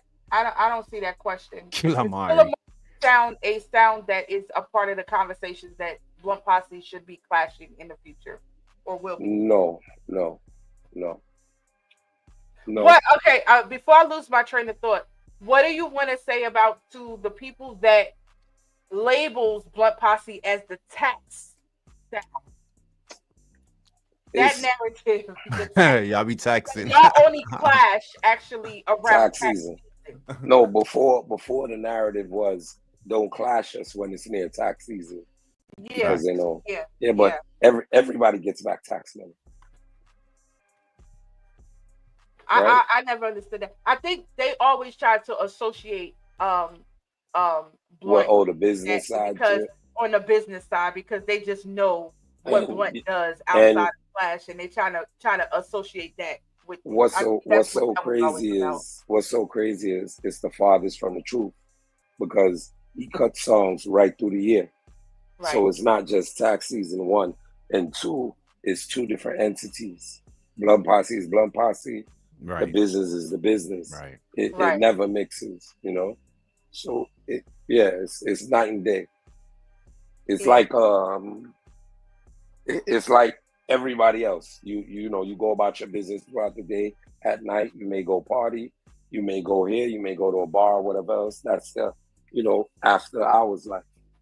And then you go back to your regular life after. I think in this industry, people fail to disassociate SoundClash, the person, with their regular day-to-day lives. Right. Everything that you do in SoundClash is critiqued as if this is what you wake up, breathe, sleep, you know, that's all you do. Instead of like understanding that like we are human, there's another life, there's another world. This is just a small part of it. Yeah. But people like to merge and associate the two. Nah. It's what they say about me, but that's a whole nother day and time. Nah, it's 2 different entities, and it's just that Blunt got a love for it. He got a certain love for it, whereas, you know what I mean, that's his thing. He, you know, that's always been his thing. From when I first met him, he was just always into that. You know what I'm saying? He used to DJ hip hop music, but he was just more into like dance hall, SoundClash, things like battles, that. That was his thing. Always his thing. When y'all cut tune, how do y'all go about cutting tune? Especially like new tune now. Well, a lot of times the artists get in touch with us. You lying? Songs. Yeah, a lot of times that's how I go. Yeah, I think they built that equity. Yeah. Or sometimes like the engineer that's with the artist will link and be like, yo, we got engineer. Yeah, like all right, yo, that song y'all got bust, you know, that like you might want to grab this song now. Yeah. I remember that's how we got Skeng at one time. Like right before Skeng started charging them crazy prices, I was like, and Skeng, we always used to see him in the South Bronx. Right. Always. Wicked. Always. And then it's when he busts, is when we gotta link somebody to do body. Right. Yeah. Like damn, I seen this thing at the corner store. Like that's where he used to be on Creston Avenue. Right. Yeah. Anybody? So you want to speak on Ajax? Do you want to speak about like the rumblings about artists charging, overcharging, or the cost to voice dubs is becoming more and more expensive for a regular sound, I would say, to sustain and don't voice them. Just don't voice them. Yeah. Everybody wants to keep up with the Joneses. You know what I mean? Mm-hmm. Don't voice them. Voice who work with you. Yeah. You know what I mean? Not every artist work with Blood Posse. You know what I'm saying? But you work with who, you know what I mean? We have artists dubs from the majority of them, but not every artist works with us. So you got to work with who work with you. You're not going to break the bank to. Can't force it, bro. Yeah. Can't force it. And remember, dub money is free money to artists. Facts. So no matter how much they act like they don't want to do the dubs, they benefit in every way. Mm-hmm. Promotion, collecting money for the dub. Mm-hmm. The engineer, they ain't got to pay the engineer out their pocket. You paying the engineer. Facts. So it's a win-win. Most of the artists, if they put out a 45, they make more money off the dub than they make off of the 45. Off the 45. Hell yeah. Maybe 10 times more. So when soundmen realize that they have the power, you just work with who work with you. Yeah. Yeah. Who's been the most I'm sorry, Small. No, go ahead. Do you think that because I see these conversations or topics being posted a lot on SoundClash Fraternity, even though, anyway, SoundClash Fraternity, but do you think that affects, like, it's a domino effect? Like, the artists are overcharging where Most sounds are not able to afford. The part that bothers me the most is when the artist in your own area tries to overcharge you, or when an artist in your own area dodges you and gives the dub to somebody from out of your area, and then they flop your song. Wow. Know what I'm saying? Wow. That's crazy. Wow. And I saw that happen last night.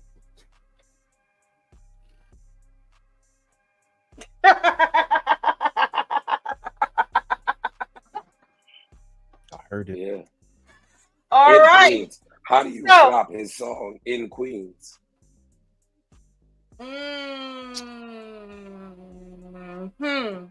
All righty then. But do you feel like, because I feel personally as a promoter that I think it's a domino effect, because it starts with the artist, right? Because Sound Clash is about dub plates. So the sound has to voice dubs in order to compete against whoever they're clashing against. So if they're not able to afford certain artists,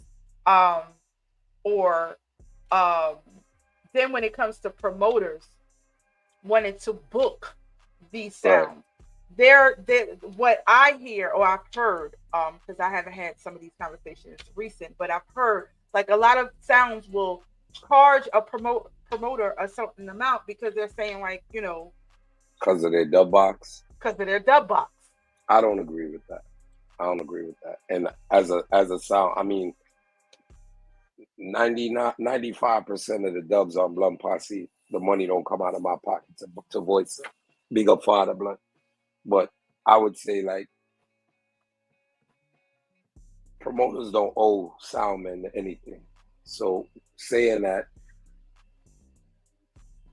you base it on your sound's value, but not your dub box value. You know what I mean? You could have 1 million bounties in your dub box, but nobody wants to hear it. It's the pull power. There's no, you know what I mean? There's no buzz for it or anything like that. So you can ask for 10,000. That don't mean you're worth 10,000. Exactly. Yeah. Which brings me full circle moment to the $70 scandal. Oh shit. Right. Like, I've been waiting on the $70. I knew. And I have to, you know why I'm addressing this, because I'm seeing a name in the chat, and I'm surprised he's here. But the $70 scandal, because people don't realize as a promoter, it takes a lot. It's very expensive, right? Yeah. And a lot of times, but you are the $70 scandalous. Well, here's the thing. Here's my. I wasn't really going to address it, but since we're here, the thing is that at the end of the day, I am being crucified, or I have been crucified over that $70, and I have no regrets. Let me put it on record. I have zero regrets of how I handled and went about that $70. Here's the thing. Yeah. Let's start off with, like I said, when it comes to booking a sound, a lot of sounds feel as though that they can charge a promoter based on the fact of their dub box, because they have to spend all this money voicing for certain artists, right? So it becomes an expensive thing to them, when that really does not have anything to do with the promoter. But a lot of sounds base their price off of that. Okay, given, right? So at the end of the day, my mind, I'm a business person. I deal with numbers. So in order for it to make sense financially, because let's be honest, like, promoters is not sitting up here just doing it, putting on sound classes for charity, just because. No. You're looking to make a profit, right? So when it comes to the numbers, and for me, I'll use me as an example, because I particularly love to do 1 versus 1. So we got 2 sounds. So 2 sounds are charging a certain price, and then I have all my other expenses. I have to come up with a feasible number that balances that out, where I can also make a profit, and it's not so, you know, I'm not really robbing, quote unquote, the people that are coming to support this event. So $70 was the magic number for me. 70, really? You could go 50. Magic number for me. And honestly, You could I'll go 50. shout out to my business partner Joe, my friend Joe Grind. We both kept that event together, and we had to sit down and strategize what would make sense because And after 70, counting all the numbers, $70 was the It's magic the lucky number. And we toyed between 50, and I'm like, nope. I have to calculate the amount of people who could fit in that venue. I have to. This is the side of things that people are not thinking, right, or thinking about or realizing. I have to look at the number of people that can fit in a venue, right? Even at the capacity, I have to kind of play with that number to see what is a comfortable number of attendees that I need to make back my money. And $70 was the number, considering the two sounds that are involved that people know are not cheap. Okay, are not cheap. So, what people are or not really, I still stand by the fact it's just because I did it. It's not really that they're upset that they had to pay it. It's because I am the one that did it. I strategically chose not to put the price of the flyer, the price of the dance on the flyer for this exact reason. I forgot you did that, you know. People do not. If I had put $70 on that flyer. That's right.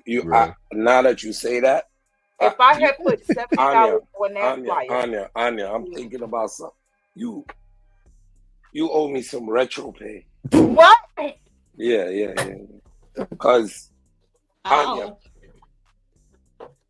my God, I was a part of promotions for one of your dances. I remember in the cold, wind blowing. I'm tying up banners. Yo, you owe me some money, Anya. Tell her you need some of that. You need 70%. I forgot about that. 70 to tax. I'm doing the math, right? 70 times. What's the camouflage in social media? I forgot what day. All right, no, but how many people? How many people? That's why you my friend. How many banners you had to put up? How many people at place hold? How many? What's the capacity? Craig, hold on. Stick a pin. Ajax. Craig, Scarlett. Craig. You're saying that was your issue. Listen, you still came to the event, and then what I don't understand is that you still showed up. If that was your issue, that's fine. I have no problem with anyone that had an issue with the price not being on the flyer. If you chose not to come because of that, cool. But you came to the event, paid your money. Yo, how many years y'all been arguing about this? Still decided to. I was just about to ask him when was that dance. Because he typed it in the. Anya, how many years you and him been arguing about this same thing? Facebook and dragged me for it, which is what I don't understand. You made it about me. If at the end of the day, if you came there and you enjoyed, you paid your money to see a sound class. The sound class was between two sounds, which from what I remember of you, Craig, was you're a Soul Supreme fan. I could be right or wrong, I don't know. But you came, you attended, you saw, and just about everybody, the most slack that I'm getting from the people is the people that was not there. Mostly everyone that was in attendance and paid their $70 did not have a problem. They enjoyed the clash. Good. So I don't really understand this thing about the $70, which now that it has been 3 years, seems to be the number that all promoters are following the same model. You see, I promise I didn't make it personal. So it's like, yes, you did make it personal. Yes, you absolutely did make it personal. Yes, you did. You went above and beyond. But listen, Because Fred, you got me blocked on Facebook. Listen, Linda. Linda. I saw what you said by way of people sending it. Didn't she tell us small? Listen, Linda. Exactly. Listen, I'm just Linda. saying, I'm sorry. But because he's typing in the we all paid the 70 and we all can't get the 70 back any damn way. Right. So it is what it is. And I stand 10 toes on I do not regret anything. But the dance was worth it, wasn't it? It was a wicked dance. And if you want to be warned, if and when I decide to do another dance, it might be the same way.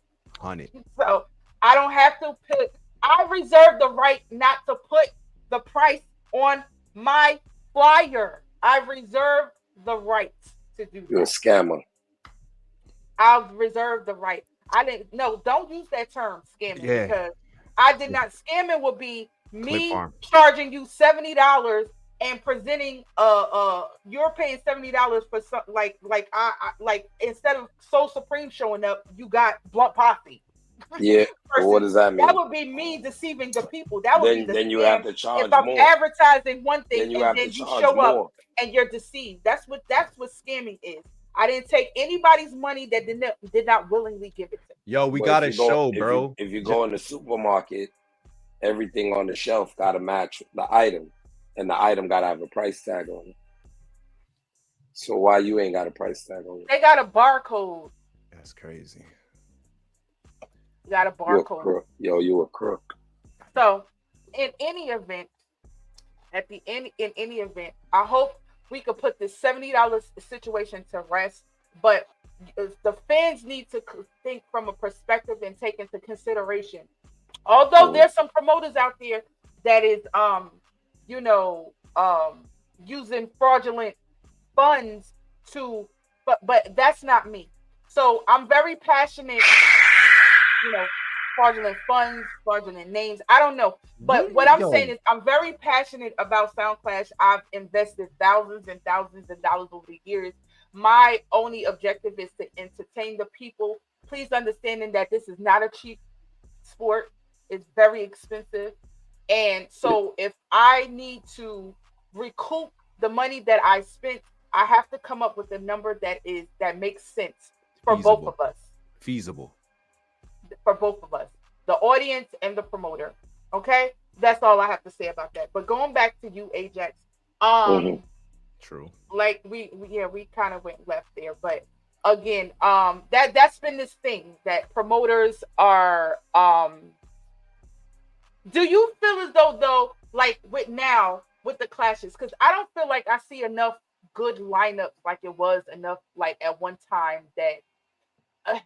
Do you feel like that is contributing to maybe promoters not being able to afford the lineups that the people want to see? Like the Fire Links and So Supreme and the you gotta rematch. Like, do you think you gotta ask yourself if the sounds want to do it? Maybe they don't want to do it. So do you think they're outpricing themselves because they don't want to do it? Yeah, definitely. I do believe that is missing. I do believe that a lot of sounds has like lost the love for the culture aspect of this, and it just everything is about money and business. The older sounds, you mean? I think that a lot of sounds are carrying on this attitude like it's business. Like they lost the love of the culture. I could see that. I could definitely see that. It's all about business. But now. the game the game overall has become expensive though. What do you think causes them to lose the love? The expense. It's just like it goes back to the fact of like voicing artists. They're complaining about the artists are charging. That's what I was just about to say to you. Yeah. Not even charging. Sometimes artists take your money and you don't get the song until a month later. You know what I'm saying? Sometimes you have some artists, they tell you they only voice once or twice a year. Yeah. So you gotta get in. You gotta get in on that session.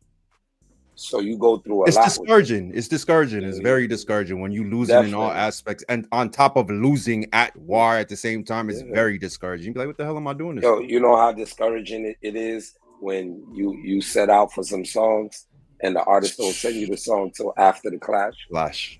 Sometime the day after. You like, what you gonna do with it now? I need it. Most owners would be like, no, I want my money back. Yeah, or send me another tune. And that makes you lose the love. Yeah.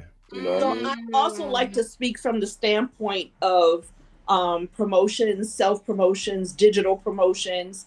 I think because, some of the sounds that you were talking about tonight from Jersey, I've never heard of them before the controversy this weekend. I think that they're not pushing themselves enough. Now, I work in the business side of the music industry. I'm no longer, part of the sound system industry, but it has always been that they're not promoting themselves enough. Shout out to Benita Desperado and of course myself. That was one of the things that we did, all the way from message boards and making sure that we put out, there's a Blunt Posse Sizzler mix, a 45 mix, quite a few mixes that we had the sounds do. And I think that's what they need to do. I always use Yared as an example because Admiral, he was giving us baby shower audios, kids graduations and everything. They need to promote themselves more at all times. And that I feel is part of the issue is that they haven't stepped into the digital age. They're technology. It used to be. And I think technology left them behind. And just like it took forever for pay-per-view to become mainstream, which I'm going to toot my own horn. That's something that Benita and I did. I flew out and I would be streaming live from different events, but it took forever before people started, saying, okay, let's stream. Yeah. I'm sorry? I said to adapt to that. Yeah. And so I want to say that that's part of the issue is adapting to what's going on now. You have to keep introducing yourself over and over and over. Always. If you want new. I always say, hey, Jeannie Sweetness here. I say my name, Jeannie Sweetness, over and over and over. You have to do that. Like how I'm wearing my Sound Clash made me do it from my Nuffology, Nuff Clash collection. You got to brand yourself. I had to drop that in, of course, but there's not branding. There's a lack of education about it. And then because all of us are from the Caribbean and we have that stubbornness, we believe that it's going to come back the way we want it. We refuse to open up our minds to where it is right now. But here at Clash to Closing, follow Clash to Closing on all social media platforms. If you'd like to advertise or sponsor, hit up clashtoclosing@gmail.com. Yes, as you can see, again, this is the only time I will be here on the camera. I am the admin behind, Anya is my boss. She is. DJ Smalls is the producer. She's my boss, y'all. So Jeannie. So this is a very professional setup. Don't say it, Ajax. If y'all ask something, come close. How much she pay you? Me never want to say nothing, She give me one little sandwich and I drop her water. Jeannie. And I said, Anya mean, Yeah. Don't do that. Anya give her prayer. Yeah. Anya love our money. Well, thanks for joining the show today, Ajax. Thanks for joining the show today, Ajax. It was nice when you. Yeah. Slice at the 70. Yeah. Listen. Watch her. Yeah, listen. watch her.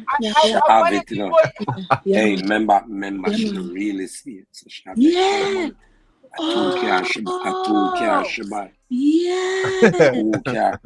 You see her up here. She was at New Jersey Maserati before she got on the plane. Make she give you money. Oh my God. Thank you. Yes. I wanted to go into because now that you're Brandon, I think the segue is Redface had a question about do you think that was that had anything to do with the turnout of last night's Clash? Lack of marketing, promoting. Anyone? Promoting, all right. Footwork, promoting. I wouldn't say it was lacking that because Tech9 was everywhere with those banners. Everywhere. Maybe. He still do the street team. Yeah. And I mean day and night. He was in the streets with them banners because I saw them banners everywhere. I think, I don't know, maybe scheduling, maybe the time wasn't right, maybe other events taking place because I was told that there was something at Crown Theater too. Yeah. Yeah. And then there was another. Classes never really do much well in the summer months too. Sometimes, it depends, I guess. Yeah. Yeah, it's hit in the summertime. It's hit or miss. So I mean, as far as footwork, I wouldn't hold that against Tech. He did his footwork. Maybe me and Polly probably could have did a little bit more. You know what I'm saying? As far as going back and forth with it. But it's like it's difficult to do the WWF thing.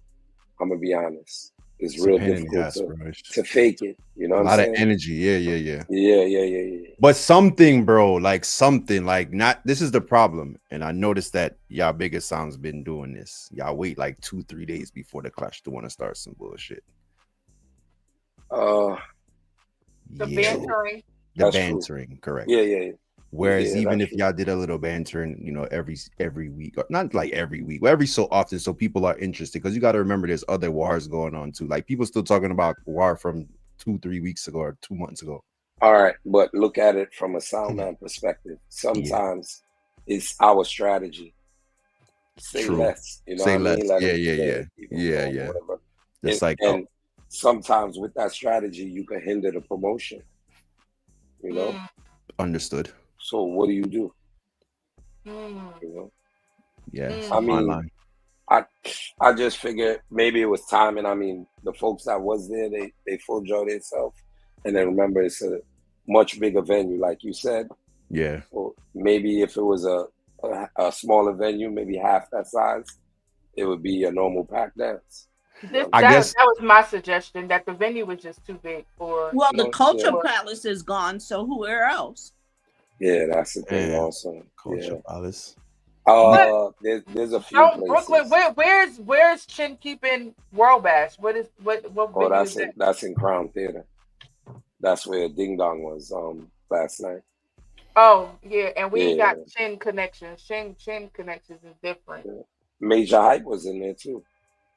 Yeah, as what, stand-up comedy? Yeah.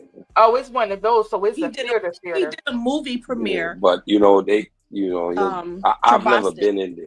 Chabas? From what I understand, that's how they could convert it. However they do. I've never been there though. It's a beautiful venue. It's not built for a clash, though. I wouldn't keep a clash in there. Because we become really aggressive and we're banging on the walls and stuff, and the walls are speakers. So it's not. Yeah, clash. I heard something like that. Yeah, it ain't clash. But ain't no clash in there. That's not a clash they keep in. World Bash is just regular World Bash. You know, sounds come out. Maybe they drop a few words. Maybe they, go back and forth. But a few words. Did y'all not see the previous World Bashes? Like, it's gonna have the same energy, of course, even though it's not technically called a clash. Nobody. That is it. I'm sorry. I believe Chin went on record saying this, is that he keeps these World Bashes hoping that a rivalry will come out of the sounds that he's booking. It makes sense. He's hoping that why not pop off. So say that to say is that if he's keeping it in Crown Theater, you're still going to have the same Clash fans attending, reacting in the same way. I see the Four Kings. Who are some of the sounds that are on it? I don't remember off the top I think of my it's head. Jaro, Earth Ruler, LP, and Source Supreme. Mm-hmm. Yeah, you got the Clash sounds. Just because it's not officially called the Clash, you're still going to have the same people. The same fans of LP, the same. No. Supreme, the same. That World Bash is different type of people come to that. It's not the regular faces, because you always got to remember there's some regular faces that's just not going to. But what I'm saying is, as far as the people that will be attending, would they not be these people that are familiar with Clash? Because there's going to be dubs. Yeah, of course. So you're going to have the same energy in the same field of a sound clash from same people in attendance, beating down the walls when that fall would come. No, because when Rodigan and Rory were in there, that definitely brought enough of the all foot them. It was not all sound people. It wasn't. Okay. So I think with the Four Kings, I think you're getting the old people again. Big people crowd. Not a bunch of YNs, bro. Well, a few youngins. Few, not but none that's gonna come there. We're not trying to mash up the place. It's not that type of event. This is more musical. But in regards to the sounds, I wonder, like, what other sounds would you put on that though? Because I'm thinking the same thing, Craig. Like, I'm confused why it's the same sound. Period. Like, just in a different area. Maybe he's just keeping a big man league, like Paul. But I've heard him say he worked with him. Yeah. Maybe he reached out. He said he's reached out to a lot of them, and I'm pretty sure he's reached out to most, because I've watched him link sounds that he doesn't want anything to do with, just for the sake of business. So Trooper. There's a lot more than that. A lot more. But you want to keep a World Bash Junior? I'm just Junior. Not interested in anything. It just give me one or the other, and I'll pick and choose. I'm not interested in throw a young sound on there though, bro. Like, I mean, I know it's his platform, his whatever he want to do, it's his dance, but throw a young sound on there, maybe just to get the experience, you know. But run somebody with the old foot them. But then he'll be like, he did that with US Rumble and whatever. But nonetheless, because we are definitely past schedule. Yes. Way past. You said 6 to 7. I mean, this was good. I'm gonna let Red face question. It was a question for Jax. I asked Ajax. His question was about, what do you think was contributed to the low turnout last night? Lack of promotion, lack of I just told you, like, it could have been probably a little bit more done on everybody's part, or it could have been timing. There's a I personally just feel like that lineup should have been in a smaller venue. Possibly that too. I don't see it. I can't dance around it. It just should have been. It just was more befitting for a smaller venue. Right. I was just trying to figure out where the lineup came from. That's what I was trying to figure out. Somebody just said, "Buckler." Well, Ajax mentioned it in the beginning that Holly was trying to keep this for a while. He wanted to clash Blunt Posse. There's nothing wrong with that. And now that we happened, we knew. I mean, I called it before. It's on record. I said this was Blunt Posse clash to win. I heard somebody say yesterday say to me, it's like an imaginary passage. Like they say, all right, he take down me, knock me down, then he goes step to Jake. Correct. It was knock down Jake's, then he goes. I said this in a dance, and Red Face, and I think it was Red Face and who was it? Trigger Crown. We were talking, and I said this would be it would be more of a benefit for Polly to win. Yeah, as opposed to Ajax to win against King Klepto, because Blunt Posse has established if it's a loss, it would be just another loss. But this would be for Polly to win against Blunt Posse. That would be a strike for him. It would be. But I don't have no wins to give away. So clearly, I'm late on the sound effect. Clearly, you don't have no wins to give away, but it was overall good. I wouldn't go as far as saying the best, but it was good. I'm happy I was in attendance. I'm happy with the results. Any last words? Any final words? Just want to say best of luck with your whole Clash the Closing. Yeah, excuse me. Your little Clash the Closing thing you got going on. Why I gotta be a little? just like how you said he got his little whatever and all that other shit. Yeah. Hey, yo. Clear the road show. That's what you said. Yeah, something like that. But Clear the road show. Big up on that. Definitely want to say thanks for having me. Big up. Vice, I go. Big up to the entire Blunt Posse family. Big up to all the people that followed it out last night. I mean, it was a lot of fun. Absolutely. And that's about it. Yeah, and one more time, you can follow him on all social medias. Yeah, at Ajax Blunt Posse or at Clear the Road. Yes. So thank you so much for joining us today, Ajax. We will see you. I'm looking forward to listen to your Wednesday that you're going to do on Wednesday.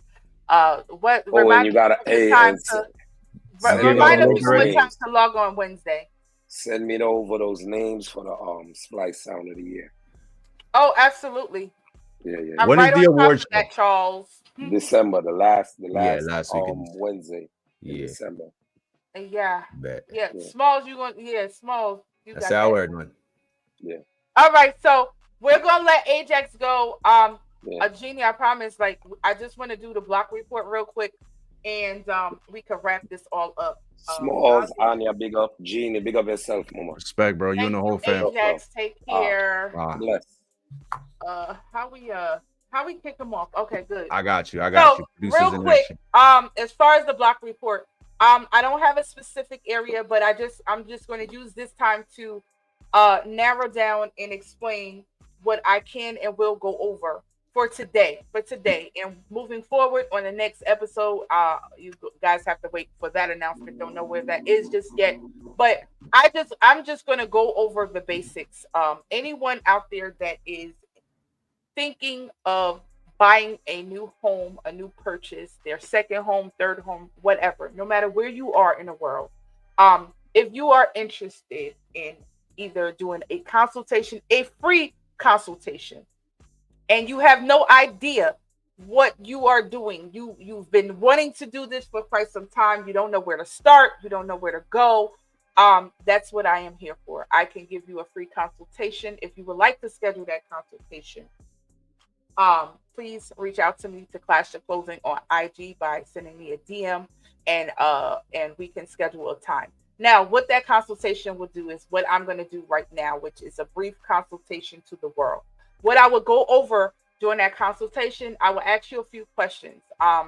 So the three most components that you need to have in order when you are considering purchasing a brand new home or a home is your employment, whether that be self-employment, and I can also go into speaking to my entrepreneurs, self-employed people, or how to do that versus a W-2 employee. W-2 employee means that you get a check. You're getting taxes taken out of your check, whether that be by week or every 2 weeks, however. But there's two different criteria if you are self-employed versus a W-2 employee. But the rules still apply that you still need 2 years, at least 2 years of strong history of consistent employment. So that is the most important thing. That's the first thing. The second thing will be credit.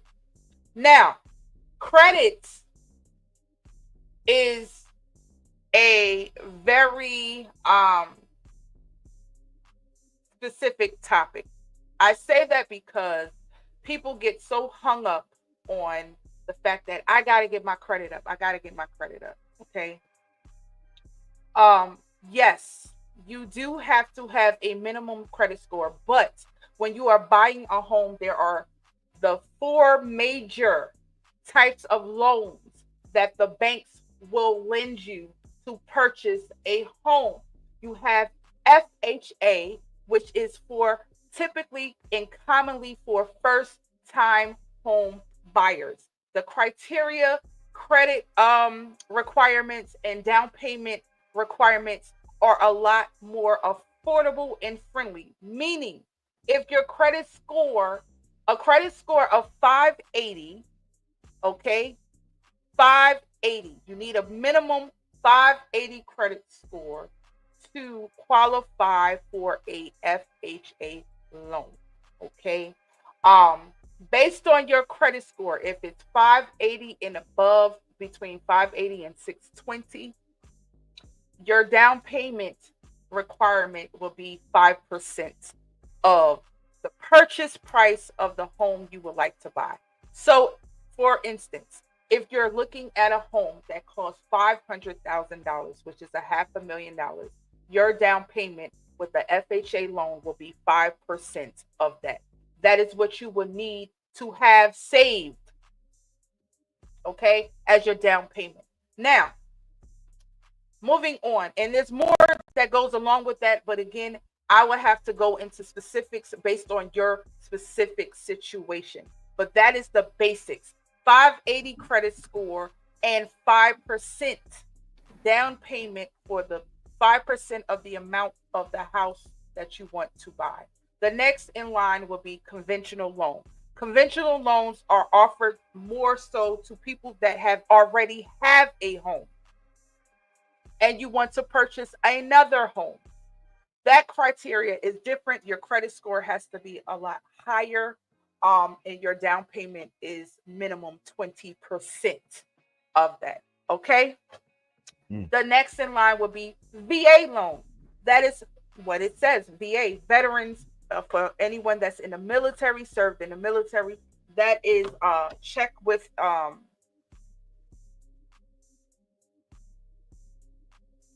purchase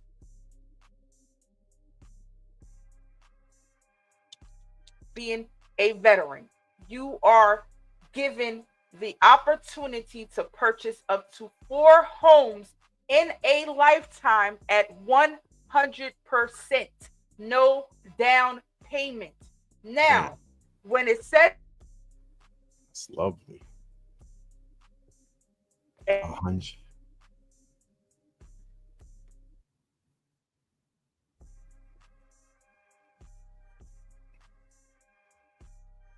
Oh, I'm sorry, internet again. But all right. So when it says 100%, right, financing, meaning that the bank is going to give you 100% financing with no down payment, you still need money. Why you still need money is because outside of your down payment, there are other expenses that you are going to be obligated to pay, which is what you call closing costs. Closing costs includes commission, my commission, and attorney fees. You know, when you're buying a house, just like when you got a car, you are running the title. You have to make sure, and that's what the attorney is there for, to clear up any liens. Because remember, the average property is not new, right? These houses were built in the 60s, 1900s. So you will not be the first owner of that home. And it's most likely going to have some liens on that property. So that's what you are paying for, the attorney to scrub the liens off. And that's what is all bunched up. I never knew that. I love it. Having a VA loan, that's what the criteria is. So that's all to my military folks out there. Thank you for your service. But that is the other side of benefits of if you have served in the military, you qualify for a VA loan. Then the fourth type of loan is a USDA loan, which is very tedious. It's not really commonly used, but it's more so used when you are purchasing a property that is located in a rural area. That is more so for my down south people that wants to buy a house in the country that has about 5 acres of land. That land you can do agricultural farming, etc. You know, grow some cows, chickens, all of that stuff. Goats. And in this case, Caribbeans, have all the goats that you want to curry on your land. Okay. Dead. So that's what that type of loan is catered to, that type of person that wants to buy a property that has a lot of land, which simultaneously you will have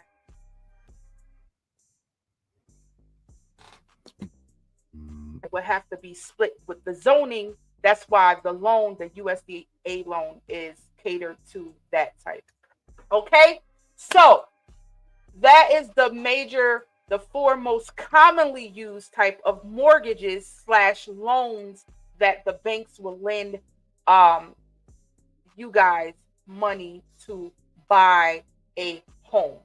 So based on your particular and personal circumstance, situation, goals, um, you kind of decide what applies to you. I also will, during that consultation, ask you those questions gain that understanding and put you in the right direction and recommend where I need you to go from there. So that is the first step. So the first thing what I discussed was what? Credit, employment, and down payment. Down right? payments and types of loans. So, but the two most important things that you guys have to have in order, first and foremost, or should be considering and paying attention to, is your credit and your employment history. Okay. Once you have that, those ducks in a row, we can get to work. Please understand too, if you are wanting to buy a house, let's say in 3 months, and you're just not ready, I always encourage people to do what's called a soft check, because when it comes to credit, please, I don't let me say this. I don't rely on Credit Karma. Credit Karma is not a real place, okay? Credit Karma is it's a projection of what your credit looks like. Banks do. Okay. We must be getting a storm. Definitely on his side. So banks do not rely on Credit Karma's score. Any credit source that is free that you can gain your score on, it's not a real score. Okay. Banks do not go off of that information that is public. Banks pull your credit from they go off of the internal score, and they use their own internal system to pull your credit application to see what's on your credit. Okay. And there's different criteria that I will have to go into later. Again, every situation is specific. Please, if you have an uncle, sister, brother that just bought a house, they understand that their situation may not apply to you. Okay. I get that a lot, when I'm having consultations, that, well, my aunt just bought a house and all she had to do was put down $1,000, and and she got this big house up in Beverly Hills, and she only paid this and she only paid that. Her credit score is 720. Yeah. So again, everyone's situation is different. I operate on individuality, which all agents should do, in fact. But everything is confidential. And let me also say this, that again, if you guys missed the beginning of the broadcast, I made this clear. I said that I am doing this because I want to merge both worlds. I went into real estate because I naturally like to help people. Unlike that might be hard to believe, but I like to help people. And I like to see us, especially us, our Black and brown people, win, right? So anything that I can do, like, I'm always a huge supporter of us, doing things that these other races and cultures are doing. But there's so much gatekeeping. Right. There's a lot of gatekeeping. So anything that I can do to help people acquire their dreams and aspirations, I specifically love to help my own, because I just feel that there's a lot of gatekeeping, there's a lot of lack of knowledge, and some people just are not familiar in the space of real estate because they just don't have people that's telling them. Some people, they might hear things or see things on TV, and they take that and they just stuck with that. Like, no, I'm not interested in buying no house. I just heard it's too much. I think lack of education. Wait, let me say this. And I think one of the biggest reasons why I always advocate when you say that you're a real estate agent, and I always put myself as a testimonial, is because people don't know that side of you. You get what I'm saying? And you actually are very detailed in the process. Like, you taught me, like, even coming from a financial background, you taught me the step by step, and you were very detailed. And that's why I always try to advocate and say, yo, she helped me purchase, my wife and I she helped us purchase our first house, because most people don't know that side of you. They might just see you post something like, yeah, I sold a house, but they don't understand the depths of how you you interact with us. You came with us to every single house to look at houses. You even went to some of the houses prior to it. You would FaceTime me and say, yo, nah, this ain't the one, or yo, you might like this one. You would pick my wife up to go, you know what I mean? So it's just those intricate details that people may not necessarily know, that I think I personally would like to highlight in the involvement of it. Not because you might know my finances or A, B, and C, but this, whatever. But you're very helpful is what I'm saying. And I had to piggyback on that in regards to what you just said. You're very detailed. You put the effort out, you put the time out, you don't waste time. That's number one thing. If I was to tell people that story, they would be like, yo. Yes, please don't waste my time. Down by my time is very valuable. Facts. Again, and I appreciate you saying all of those kind words, Smalls. I get a lot of feedback, like I'm very thorough, like from clients that I meet, I'm very thorough, because I also in the process of I'm educating you, because again, had I known, I always put myself in a situation like, had I known a lot of things that I've known now in my adult age, I wish for certain I will probably be standing next to Donald Trump, like owning all these hotel buildings and stuff like that. And it's because in our culture, in our history, family, historically, we are just not taught this stuff. Facts. We just don't know a lot of things. Like, the information is out there, and it's just about who you know and who's willing to share the information. Yeah. And definitely. I just think that a lot of us have our personalities, like where we came from, what we do. We're just not open to a lot of things because we just don't know. Some people think it's more than what it is. And if you just have a conversation, you'll learn a lot. And I get this all the time. It's like, I thought, some people, you mentioned, buy a house, they get scared. Like, because the narrative has been put on us that you got to be rich. You got to have all this money. You got to this, do that. And you just get so nervous. Like, you know what? I'm content with just renting. Yeah. But think about this. Those of you who are renting, you are spending a certain amount of money every month, and there's no refunds on that. You are investing into somebody else's lifestyle. That person that owns that building, that home, you are giving away you're just filling their pockets. Blocks, what up? And if they decide today, tomorrow to sell that house, then what are you going to do?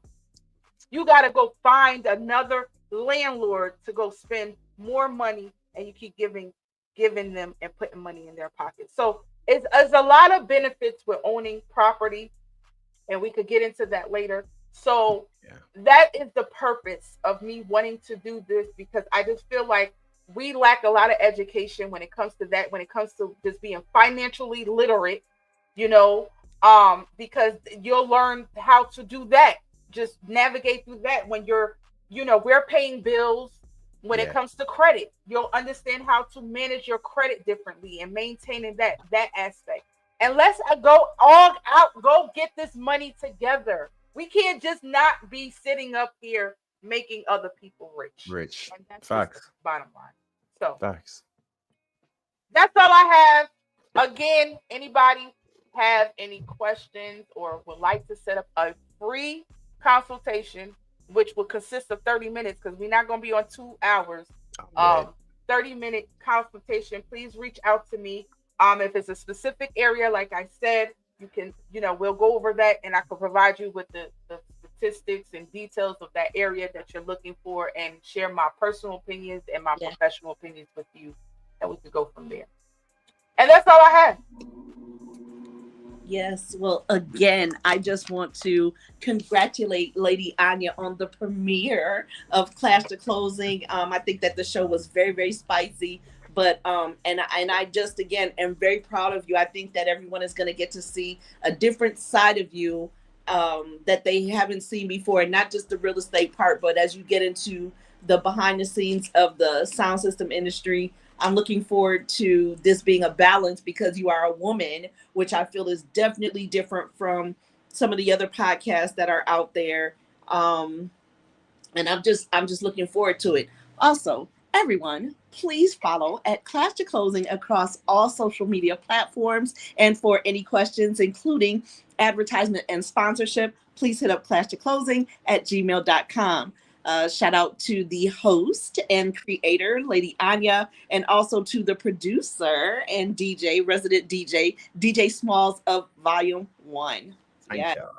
That's my drop. Don't ask me again. That's the wrong one. I hit the wrong button. Sorry. Let me big up Select the Princess of Sunsplash Media, DJ Tana One of Super Gold, and Tia from the DMV. And I still do this because of Benita Desperado, who I had a wonderful time with, promoting events, streaming. We just did a lot of innovative things. Want to shout out Tech9 because he was the first person to give us a chance on this side of the world. So.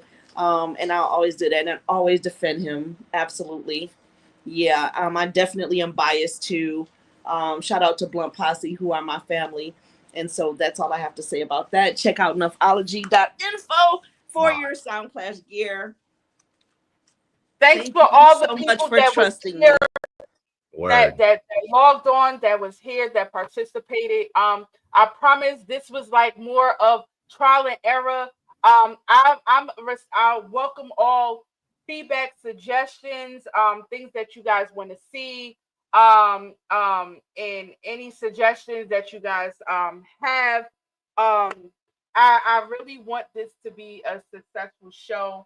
I am to, like I said, just adding whatever I can to make this a better show.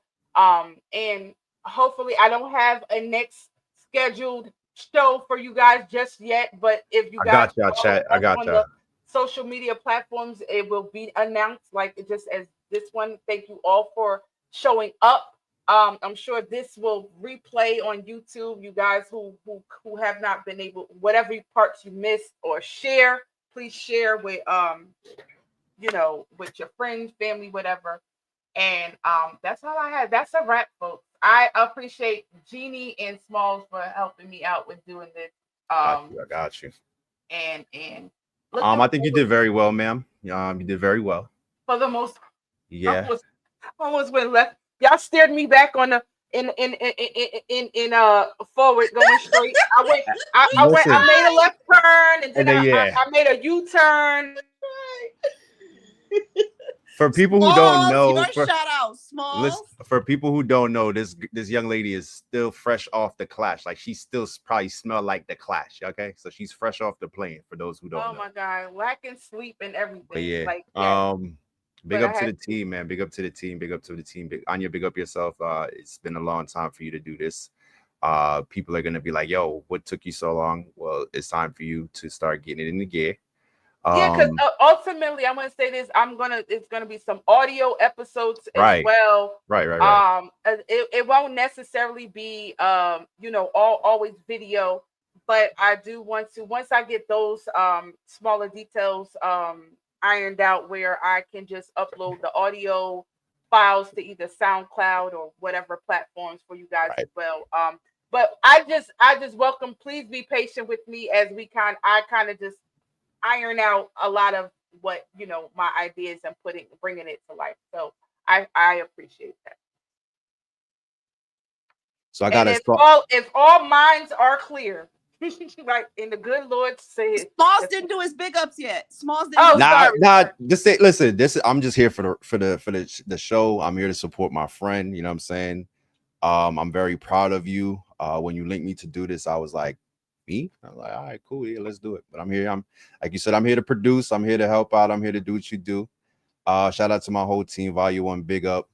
Shout out to all the sounds down in Florida. Big up to yourselves too. Big up Jersey. Big up Jersey. Big up Jersey. Oh yeah, I got a fresh song to play too. Steve sent me a fresh song before I got on the show. He was like, "Yo, you think?" Okay, in closing, let's hear it. Volume 1, son. Fully active, man. Diamond, yo, Young Ras, DJ Smalls. Lion Face, You know the badness, man. One Link family, New Jersey. Fully dark. Yo, volume 1. Yo, Diamond, Young Ross, BJ Smile, Lion Face. Yeah, me like good girls, we love badness. Me like independent bad bitch. Drive by anytime, love it madness. Volume 1, just fuck a girl from Jersey. Stush thing, good body, good skin. Who knows push bin? Love when me step in my base like post bin. Walk in a mix up like Munchie. Alright, boom flick. Run good dick. Brunswick, girl in night dance. I say pull zip. Cam them girl in night dance. And I use spill Trent and whatever you want to no toe skill. New walk, circle queens. Got speed shirt and purple my jeans. Some boys slow like turtle for real. Boom boom and jump on a hurdle she mean. New Jersey say more Louis V. Volume 1 we no know nothing cheap. Gun pan America. That one. I like that. I like the rhythm too. Like it's like it's smooth. It's smooth. I ride out song. You know what I mean? Yeah, I like that. X Trigger. But yeah, yo, big up yourself, Anya, man. Big up yourself, yo. Proud of you. Look, like I said, stand by for the next announcement for the next episode. Coming soon. I won't make you guys wait long. I just want to, polish it up a little bit and kind of figure out like what will be a consistent structure moving forward. And kind of keep it in the ballpark of making it different from everybody else. So I appreciate everybody for tuning in today. Word. I keep moving this thing. Oh yeah, internet wire. This thing, I gotta figure out a way to stop because every time I move my cord, it keeps pulling out the cord from my internet. But anyway, all right. So that's all, folks. If all minds are clear, GD left. Yeah, she like, hey, I'm out. I need to go get some sleep. You do. Have a good night. Yeah. Bye. Shout out to the chat. Everybody check in for the next episode. You know what I mean? Y'all be good. Stay dangerous. You heard?